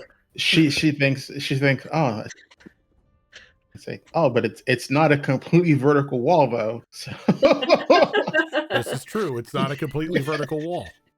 You made the monk even worse. when she Broke gets or to, made better. when she gets to where the rope is, she's gonna look at that. The wall is not completely vertical, and she's gonna take it as literal, and she's gonna try and walk up the wall. And you could walk up the wall a pretty decent amount until it starts going at like a upside down angle as it's getting to the lip of the crater. Okay, well, I mean, she can jump up to grab the lip. Yeah, you could like I mean- hand over hand and then like get up on the lip perfectly fine. Go off. The rest of us just use the rope like a pleb. Just like a bunch of normal people, you climb up the rope. And as you all leave, Hesrog bids you farewell. As you leave with your brand new toys intact. Let's be real. Rom flew out of there and went, see ya, suckers. I'll be at the Sure. top. It's like, Sure. oh, you can walk up a wall.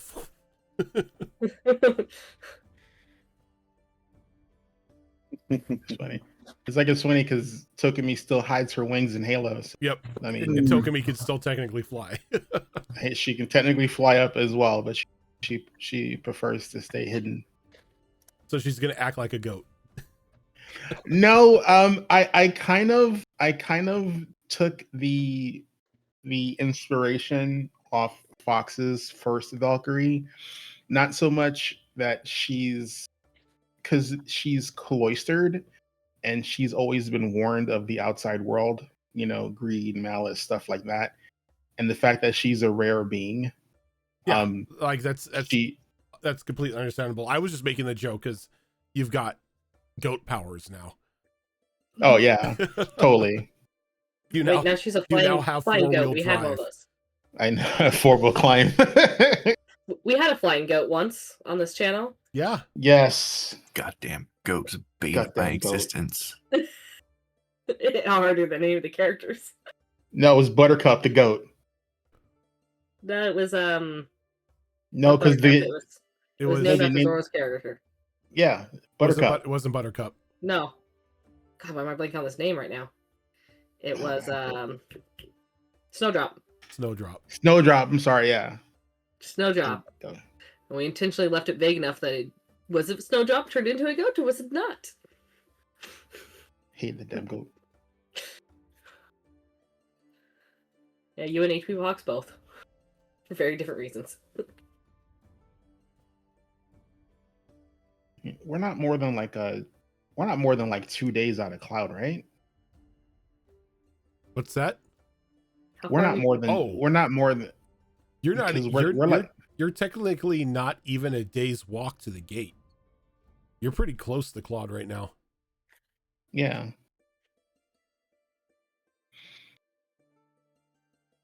I do hope that we don't plan on leaving Claude too quickly. I would like to at least step in and say hi to the people that raised me. Oh, right. You're from there, aren't you? Yes. Yes, I am. When you say the people who raised you, not your parents, correct? Mm-hmm. She's gonna ask. Tokimi will ask, "Are you an orphan?" Yes. Yes, I grew up in the orphanage at the outside of town. Oh.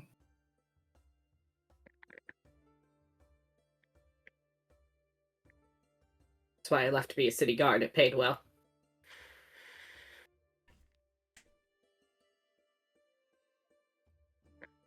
He makes a note. So, making a note, orphan. And just Gotcha. ask if someone is an orphan. It's interesting to her. At least you didn't ask the obvious, well, what happened to your parents? Yeah, Tokimi grew up in a large family. Traveling with someone who's an orphan is interesting to her. So, as you are all traveling to Claude on foot, because you don't have the horses, you don't have the wagon. This is what, the second or third set we've lost. Well, I mean, Second? if you go back, you can find them parked outside the gates to that city. They've been there for like a fuck it. week now. They've either left or they're dead. They're part machine. They're not dead. Okay. I feel like the order would have had them set, because we did get them from the order. Would have had them set to maybe return after a certain period of time. Have them low jacks. In case that, You don't know? something happens to the party, they have some sort of confirmation that something happened. No, it's gonna be like the old school RPGs. You're gonna look at the map and there's just gonna be a wagon icon where you left it. Oh, that's where I left the tiny That's bomb. funny. Yep. I love it. And then we run back here. What the fuck is that over there? Oh, yeah. It's gonna grow moss and stay there forever. So, as you get topside and you begin to make your plans to go to Claude, Sylvia, you get just this horrible feeling.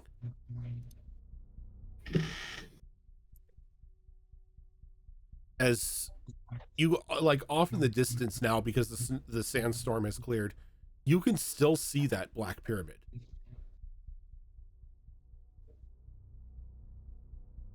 But your mind keeps going back to that dream you had.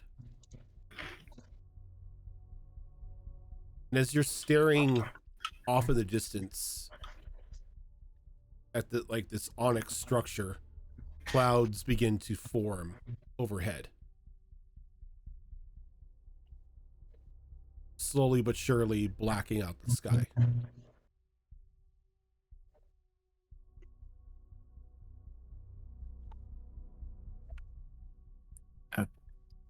You guys, you remember what I said? We deserve a good morning. I think that good morning is Oh. over. Because of some dark storm clouds.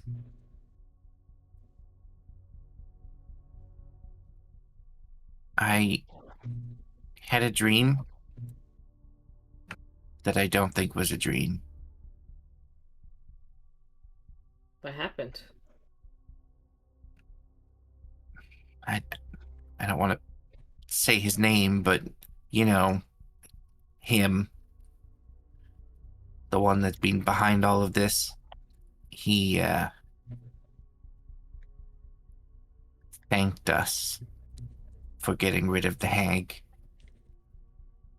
Said that she was holding him back. the more recent one that was behind, like, my disappearance, or the one that's behind the rest of the shit? She kind of points to where a third eye would be. Oh, that's one. Oh, that one. That's uncomfortable. He just thanked us and then left your dream? Well, I saw the pyramid, the black pyramid. It vanished, and then he thanked us. I haven't figured out what that part of it means, but none of it's good. And as you say that, you see cracks of lightning begin to strike in the distance and striking that pyramid. And as it strikes, you begin to see various just like beams of light shooting into the air. Just vertical pillars of red, like thin red light. And you begin to hear Kylus begin to gasp and sort of like double over in pain and convulse a little as more and more lightning strikes this pyramid.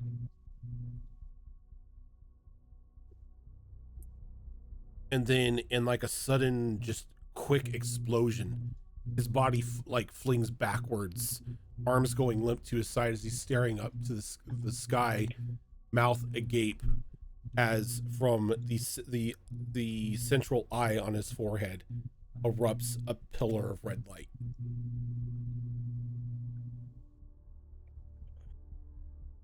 Max draws his swords. And there forms a twisted smile on Kylus's face, and a voice not of his own mutters the words, "Ascension is nigh." And as he says that, a final lightning bolt strikes the pyramid, and in a flash, it's gone from the horizon. And Kylus falls unconscious.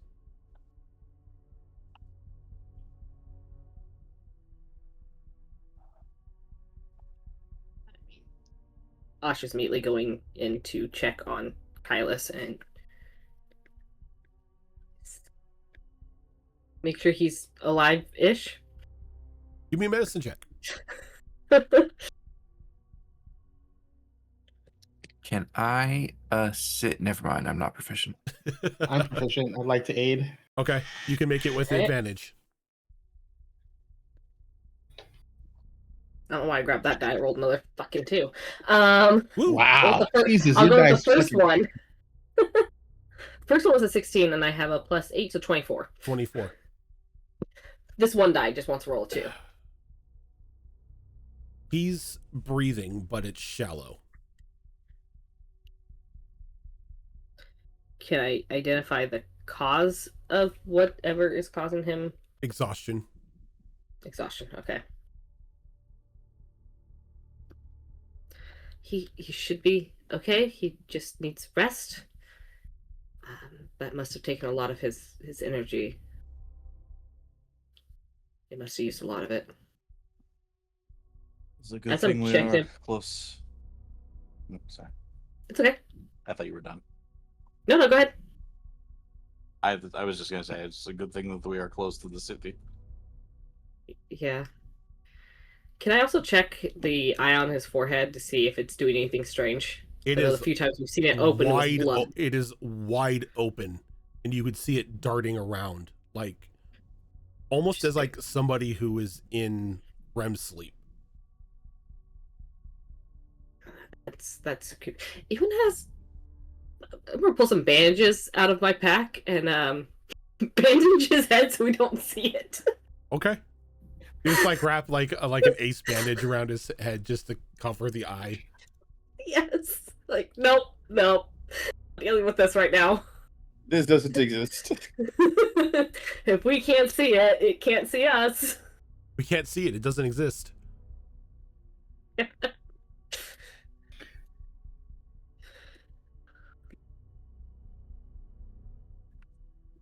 What do we do now? We need to get Kylo somewhere he can rest. We can't have a man passed out and exhausted on the road. I guess I'll grab his legs. I can carry him. I should be able to carry him, no problem. You're like half the size of his armor. I'm very strong. I know you are. It's just a visual thing. It's like Sylvia just like bends down as easily, just like fireman carries him. One of these days, I'll tell you why I'm so strong. I look forward to it. But not today. Steroids? And I think Asha's going to... Might be preferable. Oh, God. Meanwhile, Rom is just spamming the cantrip Brawn boost the entire time. I think Asha's just going to grab that necklace that she has and just offer a prayer to Herona for Kylus to watch over him.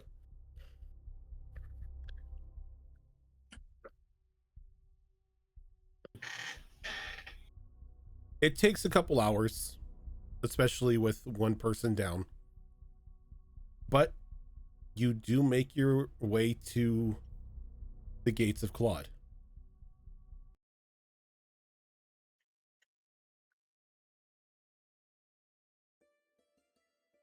And by the time you get there, gates are wide open and the day is in full bloom.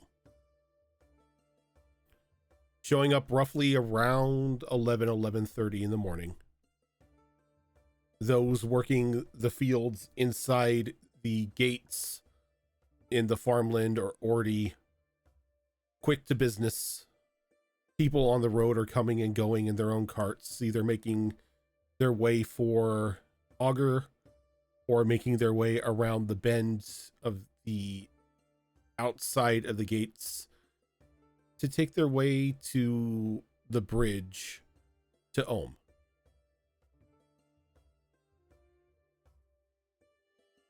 As you approach, the two guards that are like sort of stationed at the gate sort of give you a wary look as you're walking up with an unconscious paladin slung over the shoulder of a small bird. One of the guards sort of raises his hand. Friends, are you okay? Yeah, he's fine. He's just got a little heavy into the sacramental wine, is all. Asha gives you a look. Give me a deception check. Uh-oh. Knew that was coming. That's why I didn't say shit. Oh no. That's an 8.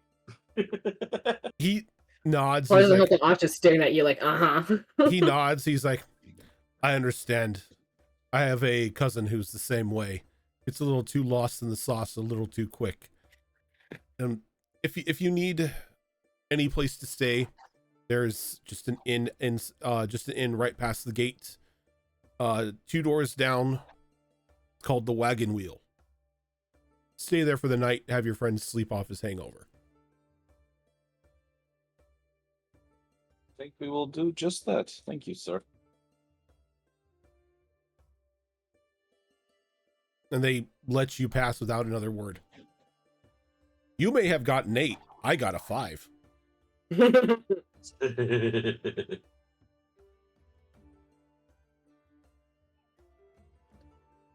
I love it when the dice tell the story. Yep. And you are allowed to pass through the gates. There's a bit of like open space between the first building, giving just like a little bit of leeway between the gate itself, just a little bit of space.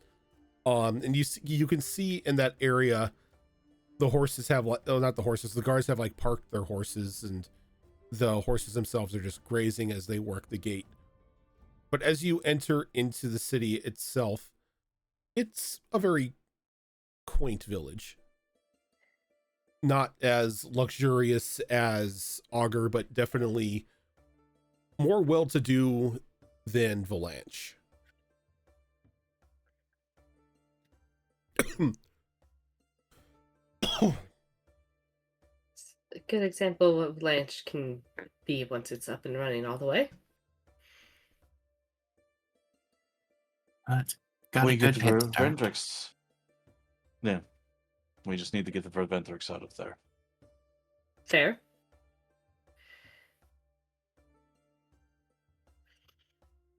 So let's go get some rooms so I can put him down, and then I don't know. This is your hometown, Asha. Anything you'd like to do aside from stopping by to see the people that raised you? Can't really think of much. I mean, I haven't been back in literal years. Yeah, I left as soon as I came of age, but I mean, I can show you guys around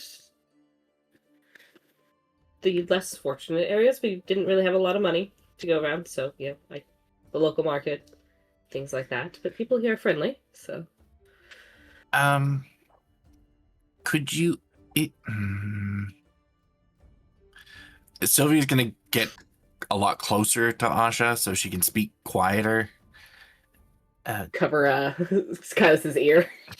Do you know if there's like a prison or like somewhere they put the bad people?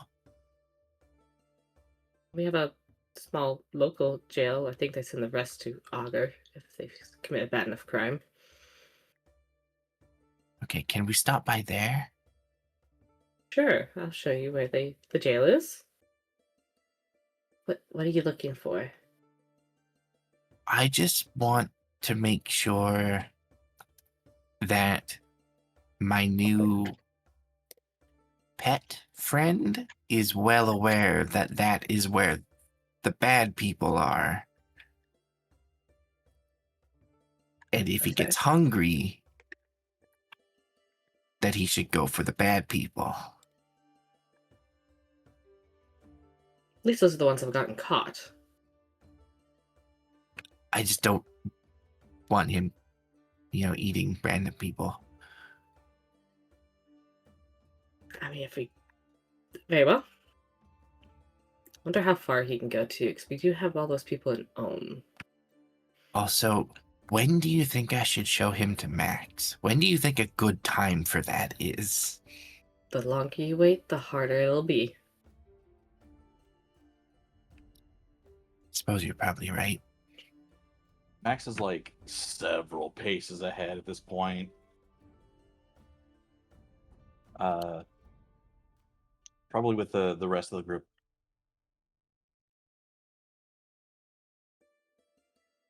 Bard, I feel that you and I have gotten off on the wrong foot.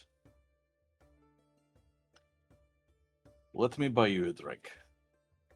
And maybe we talk like gentlemen.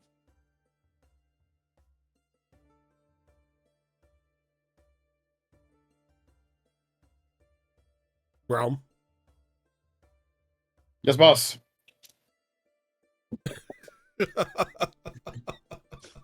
What?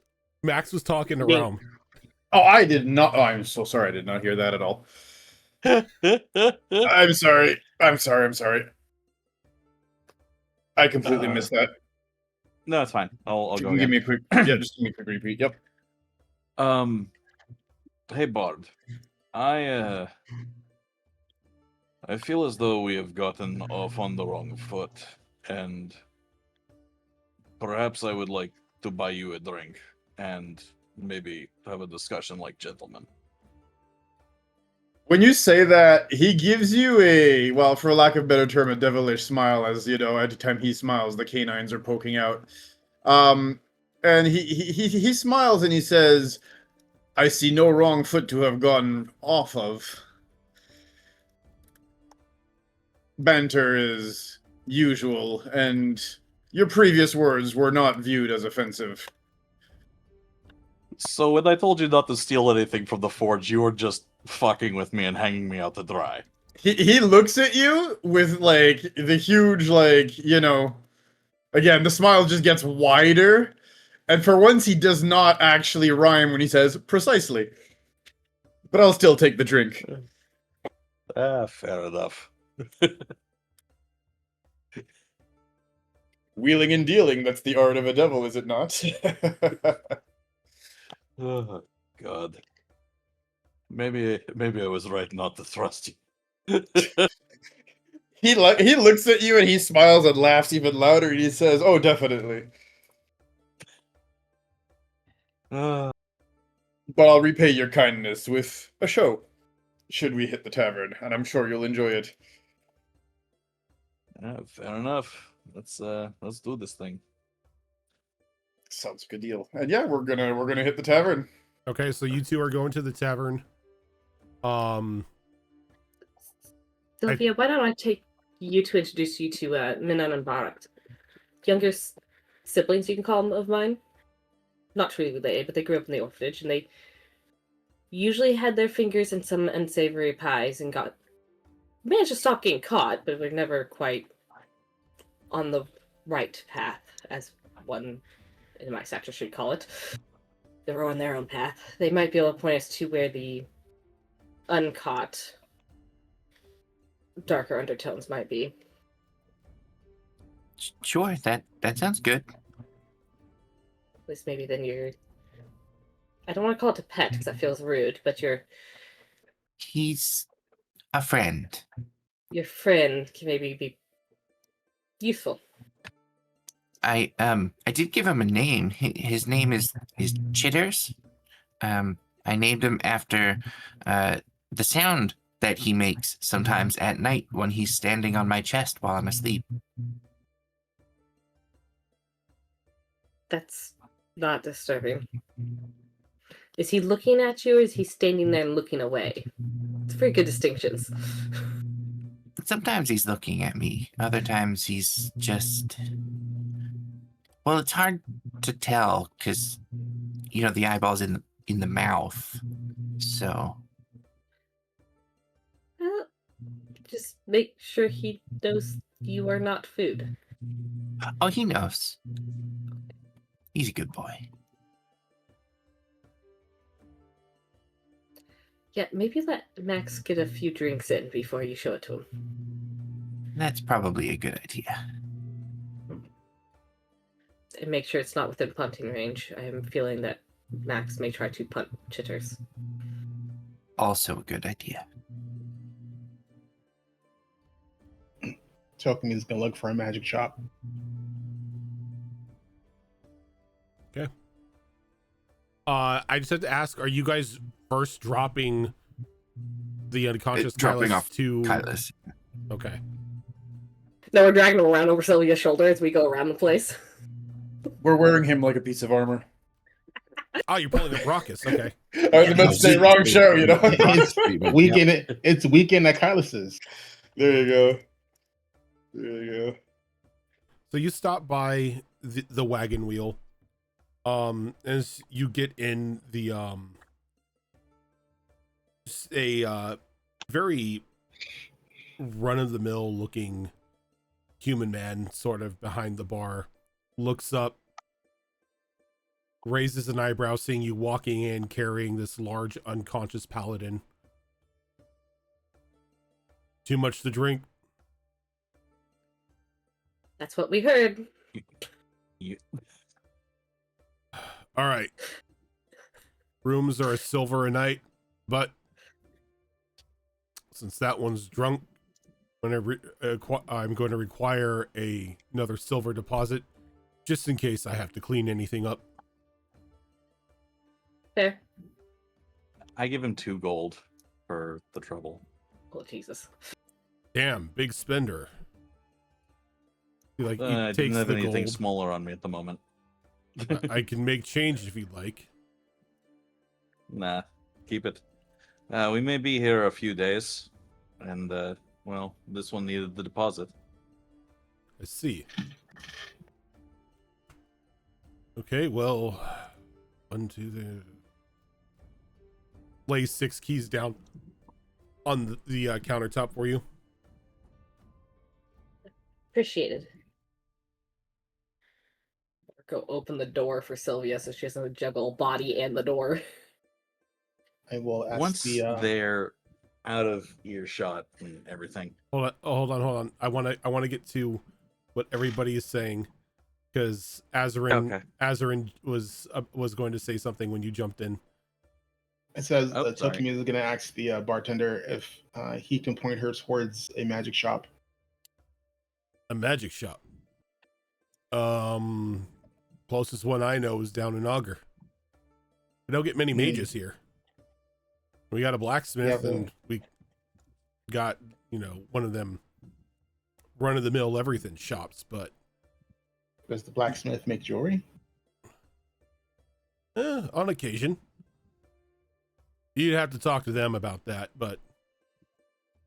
I mean, if you're looking for a magic shop, or if you're looking for, like, any sort of jeweler or anything like that, Augur's the place you want to go. Most of the stuff that we do here is self-sufficient. Blacksmith makes arms, makes weapons and whatnot, mainly for the guards, nothing too fancy. Does a lot of horseshoe crafting and farmhand repair, but maybe you could do some jewelry. You have to talk to him. Well, she'll ask where the blacksmith is, and she'll tell the party she'll meet them later. And she saunters over that way. Looking for the blacksmith. Just once you're out the door, go down the southern road. He's closest to the edge, right before the farmlands begin. Easier location for the farmhands to find him. She thanks him. And as you say that, Max, you said as soon as Kylus and Asha were out of earshot, you were going to do something? Yeah. Would it be possible to arrange someone to look after our boy there? I'm sorry, I provide room and board. I don't have nurses or anything like that on staff. Would you have anybody who's willing to make a couple of gold to make sure he doesn't choke in his own vomit? Look, you give me another 2 gold, I'll check on the boy every now and then. You're a good man, sir. I pay him. Just make sure your friends lay him on his side. The one that was walking behind the bird is a cleric. I'm pretty sure she'll have that handled. I hope. Cleaning vomit is one thing. Cleaning up after a corpse is another. Valid. How does even leave a corpse? I mean, you Yes, could well, test, you could well, try out, see what happens. No, thank you. Yeah. Sorry, Zara, we killed your character for science. Oh no, please don't. I got back, don't worry. Yeah. Sylvia got real weird this episode. It's Ventrix territory right there. Well, I guess while I'm up here purchasing goods and services from you, if I could get a couple of ales for me and my friend here. You're gonna have to go to the tavern for that. This is strictly an inn. Got you. Sorry. That's fine. The last place we stayed was both at the same time. No. 3 doors. But it was a much smaller town. 3 doors down, unsinkable shot glass. Can't miss it. Unsinkable shot glass. I like that. Oh, name. that's a good name. It's Good name.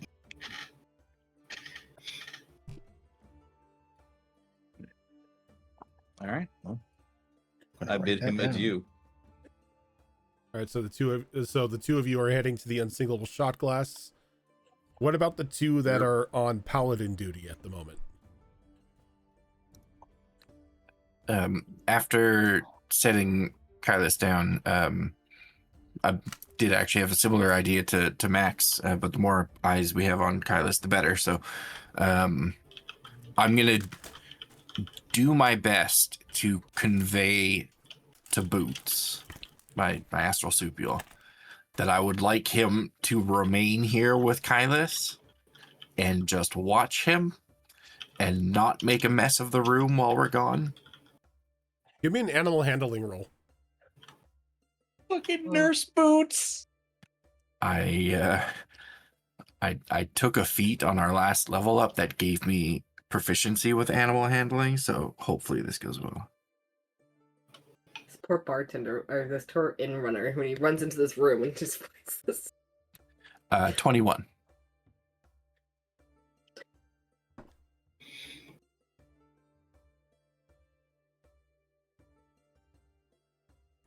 Boots just gives you like a quick nod and just perches himself on like the foot banister of the bed and is just like staring intently at Kylus.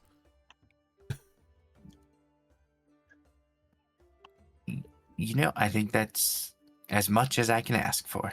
Thank you, Boots. Yeah. This is mostly an out of character question, but how good is Boots with strangers? Well, when we met him, he threw cast iron pans at me. So Yeah. Yep. All right. Phenomenal. When they are alarmed, they reach into the pocket in front of their pouch in front of them and pull out cast iron pots and pans to use as weapons. They cast iron. They cast iron. Oh, well, literally. what's done is done. We're never going to be able to come back to this game again. I hate you all. Right, and the two of you leave Kylus up in the room with Boots watching intently. Yeah, and As you begin to leave, Toki, you've made your way down the road to just a very simple looking blacksmith. Nothing too elaborate. You know, you see an open forge, an anvil, multiple like tools and horseshoes on the wall. And you see an elven boy, maybe 16, currently working on the forge.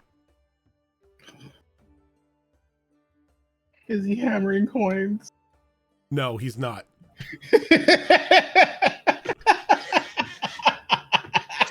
no, but his father was a coinsmith and he's gone missing. I'm sorry. no one's seen him for years. Y'all are killing me.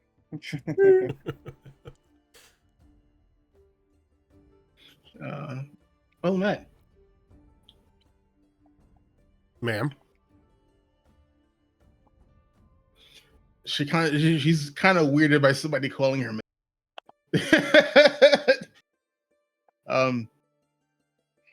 She looks at him like, "Are you the blacksmith?" Well, I'm a blacksmith. Oh, Did you need me to get Pa? either or. Can you or your father make delicate items like jewelry? Delicate items. Most things we make are, built for wear and tear.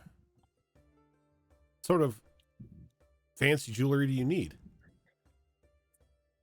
Either a really strong bracelet or a ring I can wear. And she like pulls her hand out of her cloak and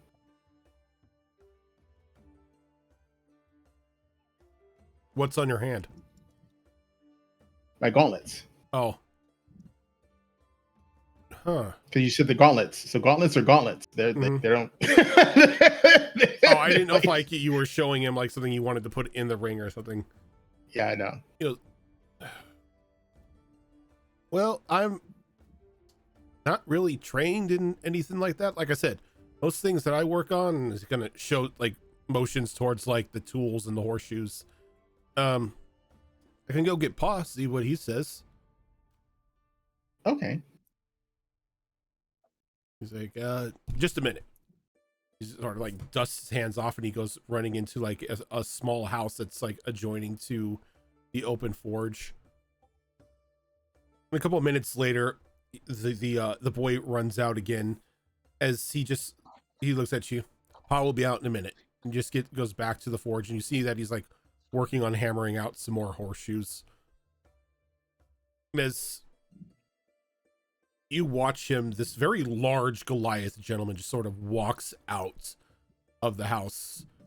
He like slips just like one of the shoulder straps of like overalls over his shoulder.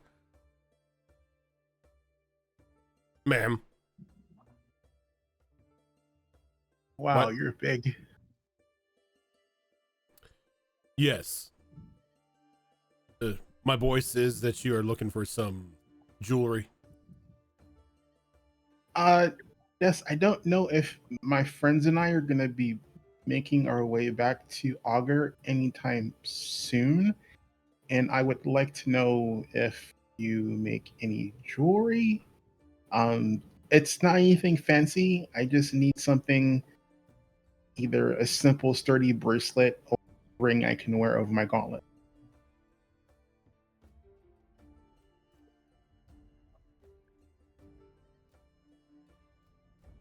Sorry, I had to take a look at my insulin pump.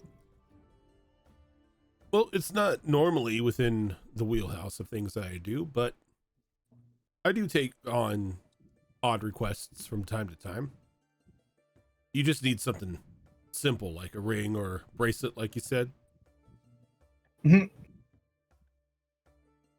Material matter to you? Not really. Well, you know what? The boys got the orders in, or orders done with the horseshoes. I'm not doing anything. What the hell? I could take on a project. You need to take measurements.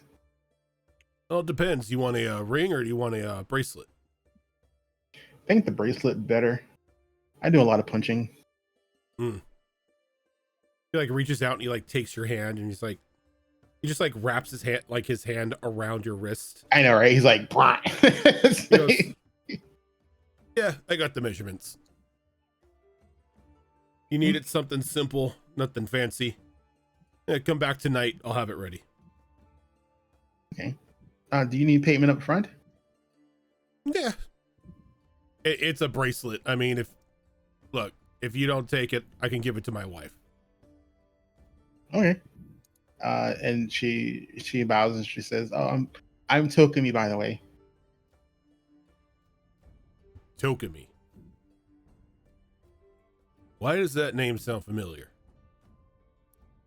I don't know. I don't think we've met before. Have you ever been to the monastery in Augur? He like snaps his fingers. That's where I got it. One of you monks passed through here a couple days ago. They were talking about a Tokumi. Oh. He's like, I hope it wasn't on my siblings. It shouldn't be. Now, very stout looking dwarf. I don't know if you know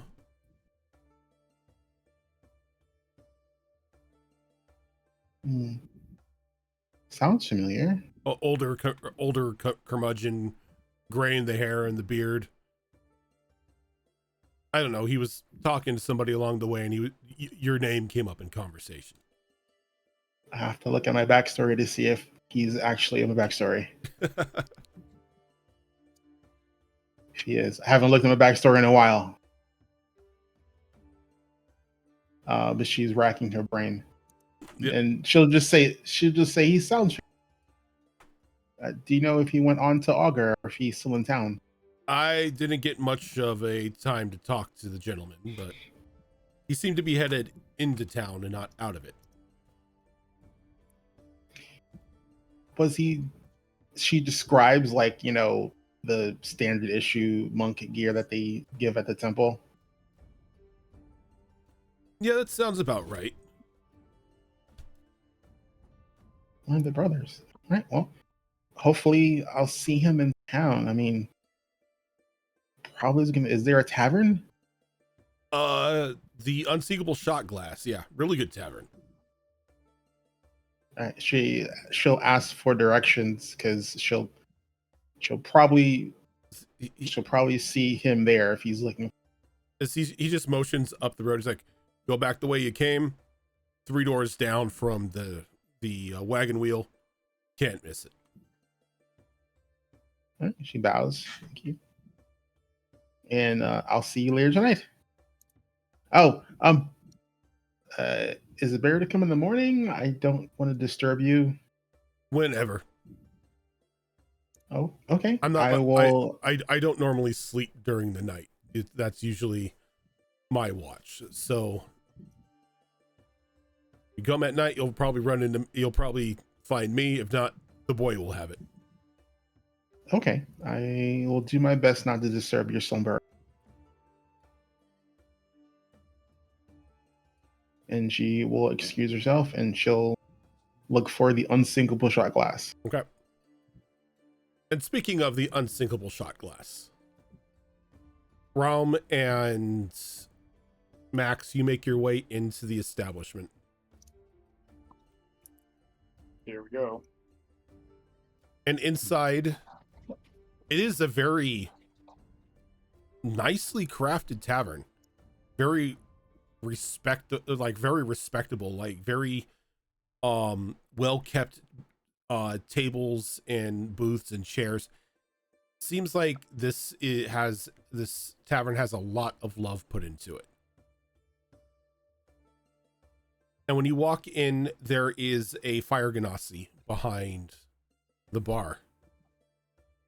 He sort of Rom's looks outside for a moment. He's like, early drinking today, gentlemen?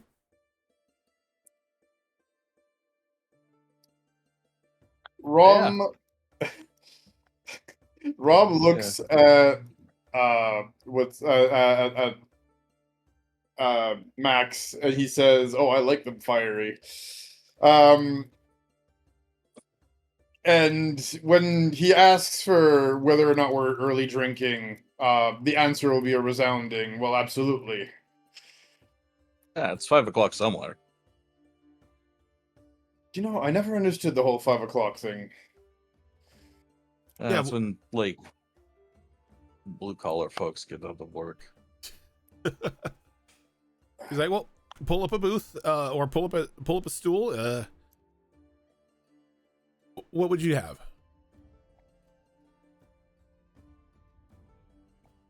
Do you have any recommendations? Anything local? Local? We don't really have any sort of local brewery here, though. If you're looking for a local favorite, the black mead ale is usually what everybody goes for around the daytime anyway. It's perfect for day drinking. I guess we'll start with that, and then we'll circle back around to other recommendations later on. All right. And he goes behind and he pours 2 pints of this alcohol and he sets it in front of you. So, just got a question here. You don't seem to be outlaws of sort, right?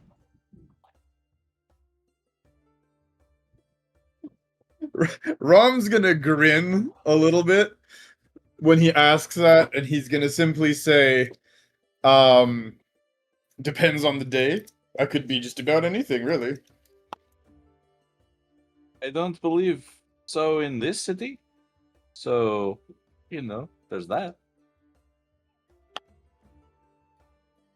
As he kind of like gives both of you a look, he's like, never mind that I asked. Just a curiosity.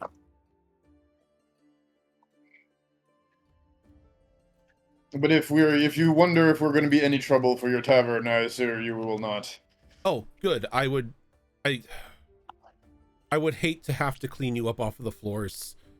Corpse disposal is such a expensive surplus to have to pay for. Rob's gonna look at Max and he's gonna say, "Why is it that everywhere we go today, everybody's threatened to kill us and mop us off the floor? Is this like a local tradition?" I don't know. I've never been here before. As the Ganassi sort of shrugs, we are a very no nonsense sort of society here. We obey and respect our rules and our laws. And those who decide to break them meet quick but fair justice. By which you mean... Oh, only if it calls for it. No, it could be be, something from like, public drunkenness. No, that's just, a little bit of a fine and community service. But, you're trying to rob a place or you end up killing someone out of malice. Well, yeah, summary execution. Okay, noted. Not that I really planned on starting a fight in a place as nice as this, but I will keep that in mind.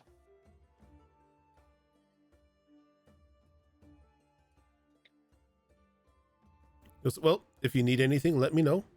Otherwise, I will leave you to your drinks and to each other's company. Real quick, because I know there was a lot of like single thing establishments here. Do you have any kind of like food, like I don't know, maybe like snacks, like nachos or something? We do have finger foods, yes. Oh, thank Christ. Yeah, can we go ahead and like just like something? A little sampler platter going? That sounds lovely. Yes, please. Now you'll have to tell me, my friend, who this Christ person is. Don't worry about it. That you would thank them so eagerly. As the two of you are conversing, the bartender goes into like the back to start preparing your foods.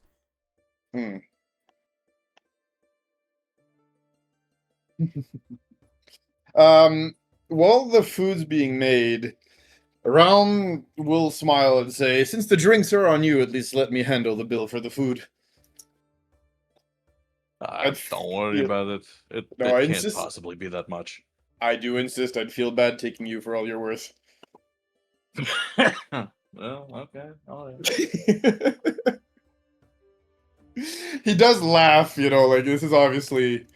It's basically the sort of like backhanded, like I'm gonna say this, it's gonna sound horrible, but it's to do a good thing type deal. Yeah. And he says, "Don't worry, I did not forget. I did promise you a show."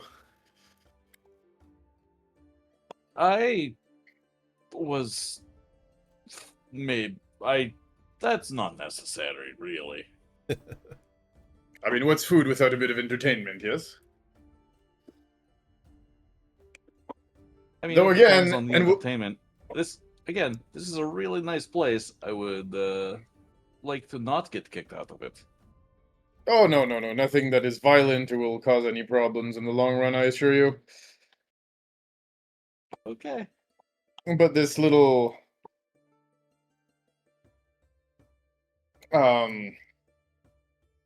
what's it called? I guess the fiddle. This little instrument of mine does not get any stronger by simply sitting around. It does beg to be played a little bit. Well, as long as we don't see any other little instrument of yours, then that will be fine. Oh, I'll assure you this is the only little instrument of mine you'll have to contend with today. God damn it, I'm sorry. Bards. Right? No, we were both on the same page. No, understandable. You know what? Maybe we share more than one brain cell in common.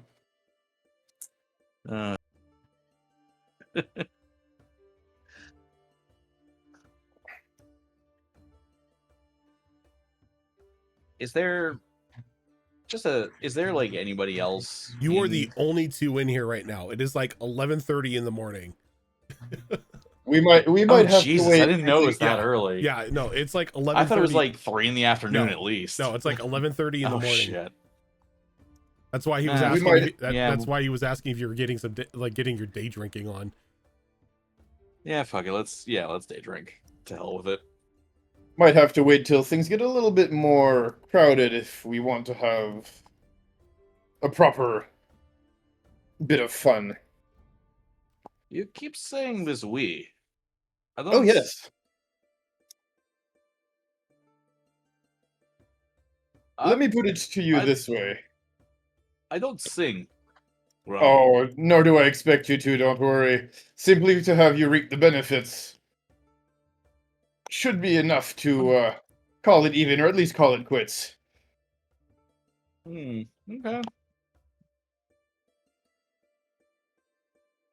Sounds good.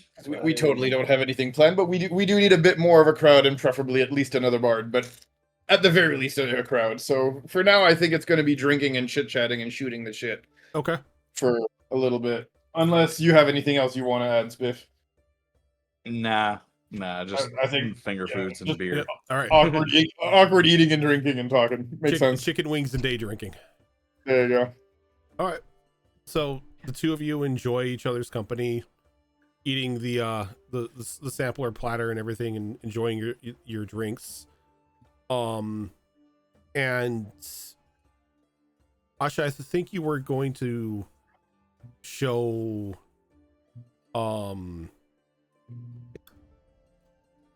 Sylvia, that's your name. You were going to show Sylvia where you grew up. Yeah, to start with, probably trying to track down Okay. the two tiefling boys she grew up with that always managed to get themselves into trouble constantly, all the time. So you take Sylvia through the streets of Claude, and you go through a couple alleyways and everything, a couple shortcuts you still know exist, and you go to a small winding path that leads to the home that you grew up in. Though it's not as you remember.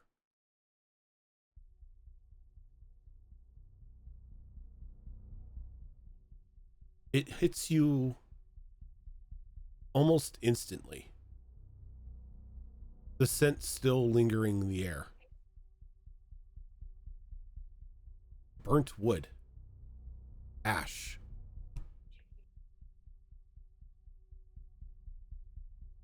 Your pace is quickened as the scent catches your nose before the sight does your eyes. And so you come down into view where you come down to a point to where you should see the home itself is nothing but a pile of burnt wood and rubble.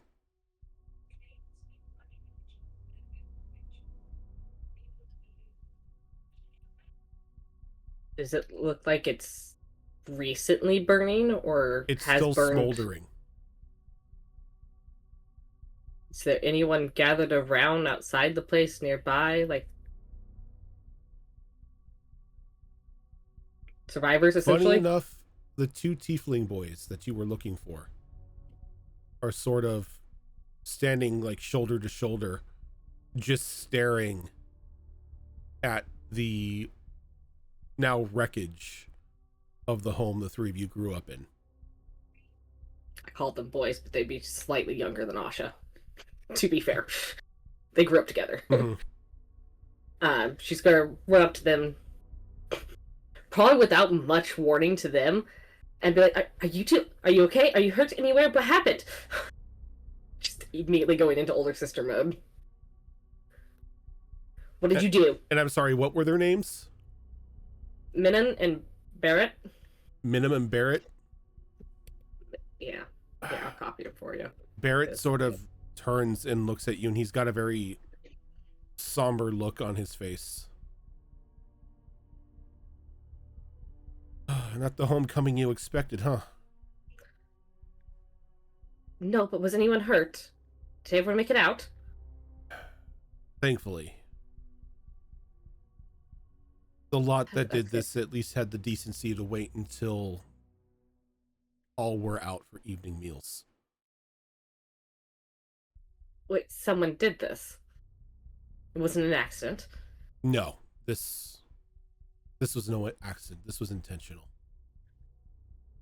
A message. A message to who? Why?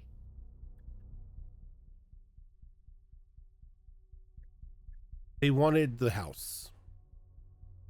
They wanted the land.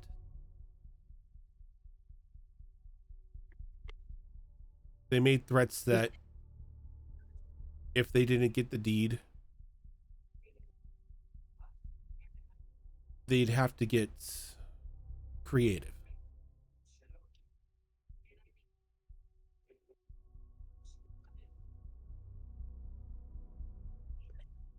Houses can be rebuilt. But they sound like they're a problem. Who is they? Why do they want the property so bad? Orphanage been here for so long. Look, you'd have to talk to Ma about it. I don't know. They dealt with her.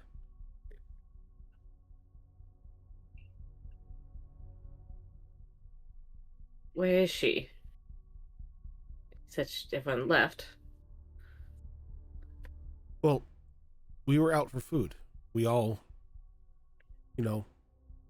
as our quote unquote family, went out, got the little ones food, and we just sort of ate in the farmland. And, well, we came back to this. Well, we came back to it burning. Not much we can do. We were held off. They've got a wizard with them. Burnt house can be rebuilt. Not the end of the world as long as no one got hurt. Not this time. They said this was a message.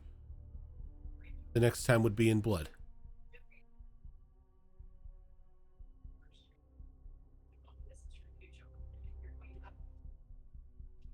I guess I'll have to have a talk with them then. And as you say that, that is where we are ending for this week. Nice. I'm excited for next week. It's gonna be a good one. Welcome Is home, Tokubi gonna Asha. have to choke a bitch? We might Probably. be reminded that Asha has only been a cleric for a year. I'm a healer, but But you might have pushed the healer too far. Nobody knows how to hurt someone better than a healer does. this is true. You won't die from this, but it's not going to feel great. But yep, that is going to do it for us tonight. Thank you so much, everyone, for tuning on in. If this is your first time here, this is not the only show that we do.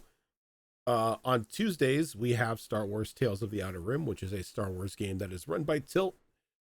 Coming up this Thursday is another episode of Mass Effect Horizons, which is a Mass Effect 5th Edition mod that is run by Zorro. Coming up in 2 weeks. Is it 2 weeks? Coming up next week is what it is. It's next week. That's the 19th, right? Yes.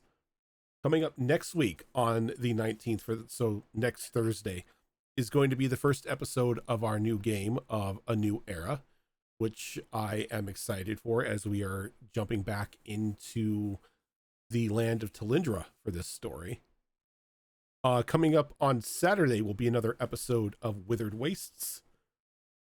And then on alternating Saturdays, we currently have the Downfall of Propriety, which is a Bridgerton-inspired mini-adventure that is run by Mulls. We have 2 shows Saturday night that are currently on hiatus for the moment. One being Vigilance 6, which is our superhero game. And the other is the City of Redemption, which is our Daggerheart game. And then coming back here on Monday, you'll have us here on Destiny Forge, where we will be... Sunday. You're right, Sunday. I'm a horrible person. Sundays, we have Wayward Wanderers, which is our Pathfinder 2 Extinction Curse campaign run by Azarin. And then on Monday, we will be back here with Destiny Forged and celebrating our 9-year anniversary as a show here on Twitch, and I guess as the culmination of our channel. But for now, we are going to head on out. Thank you so much, everyone, for tuning on in, and we will catch you later. Waving.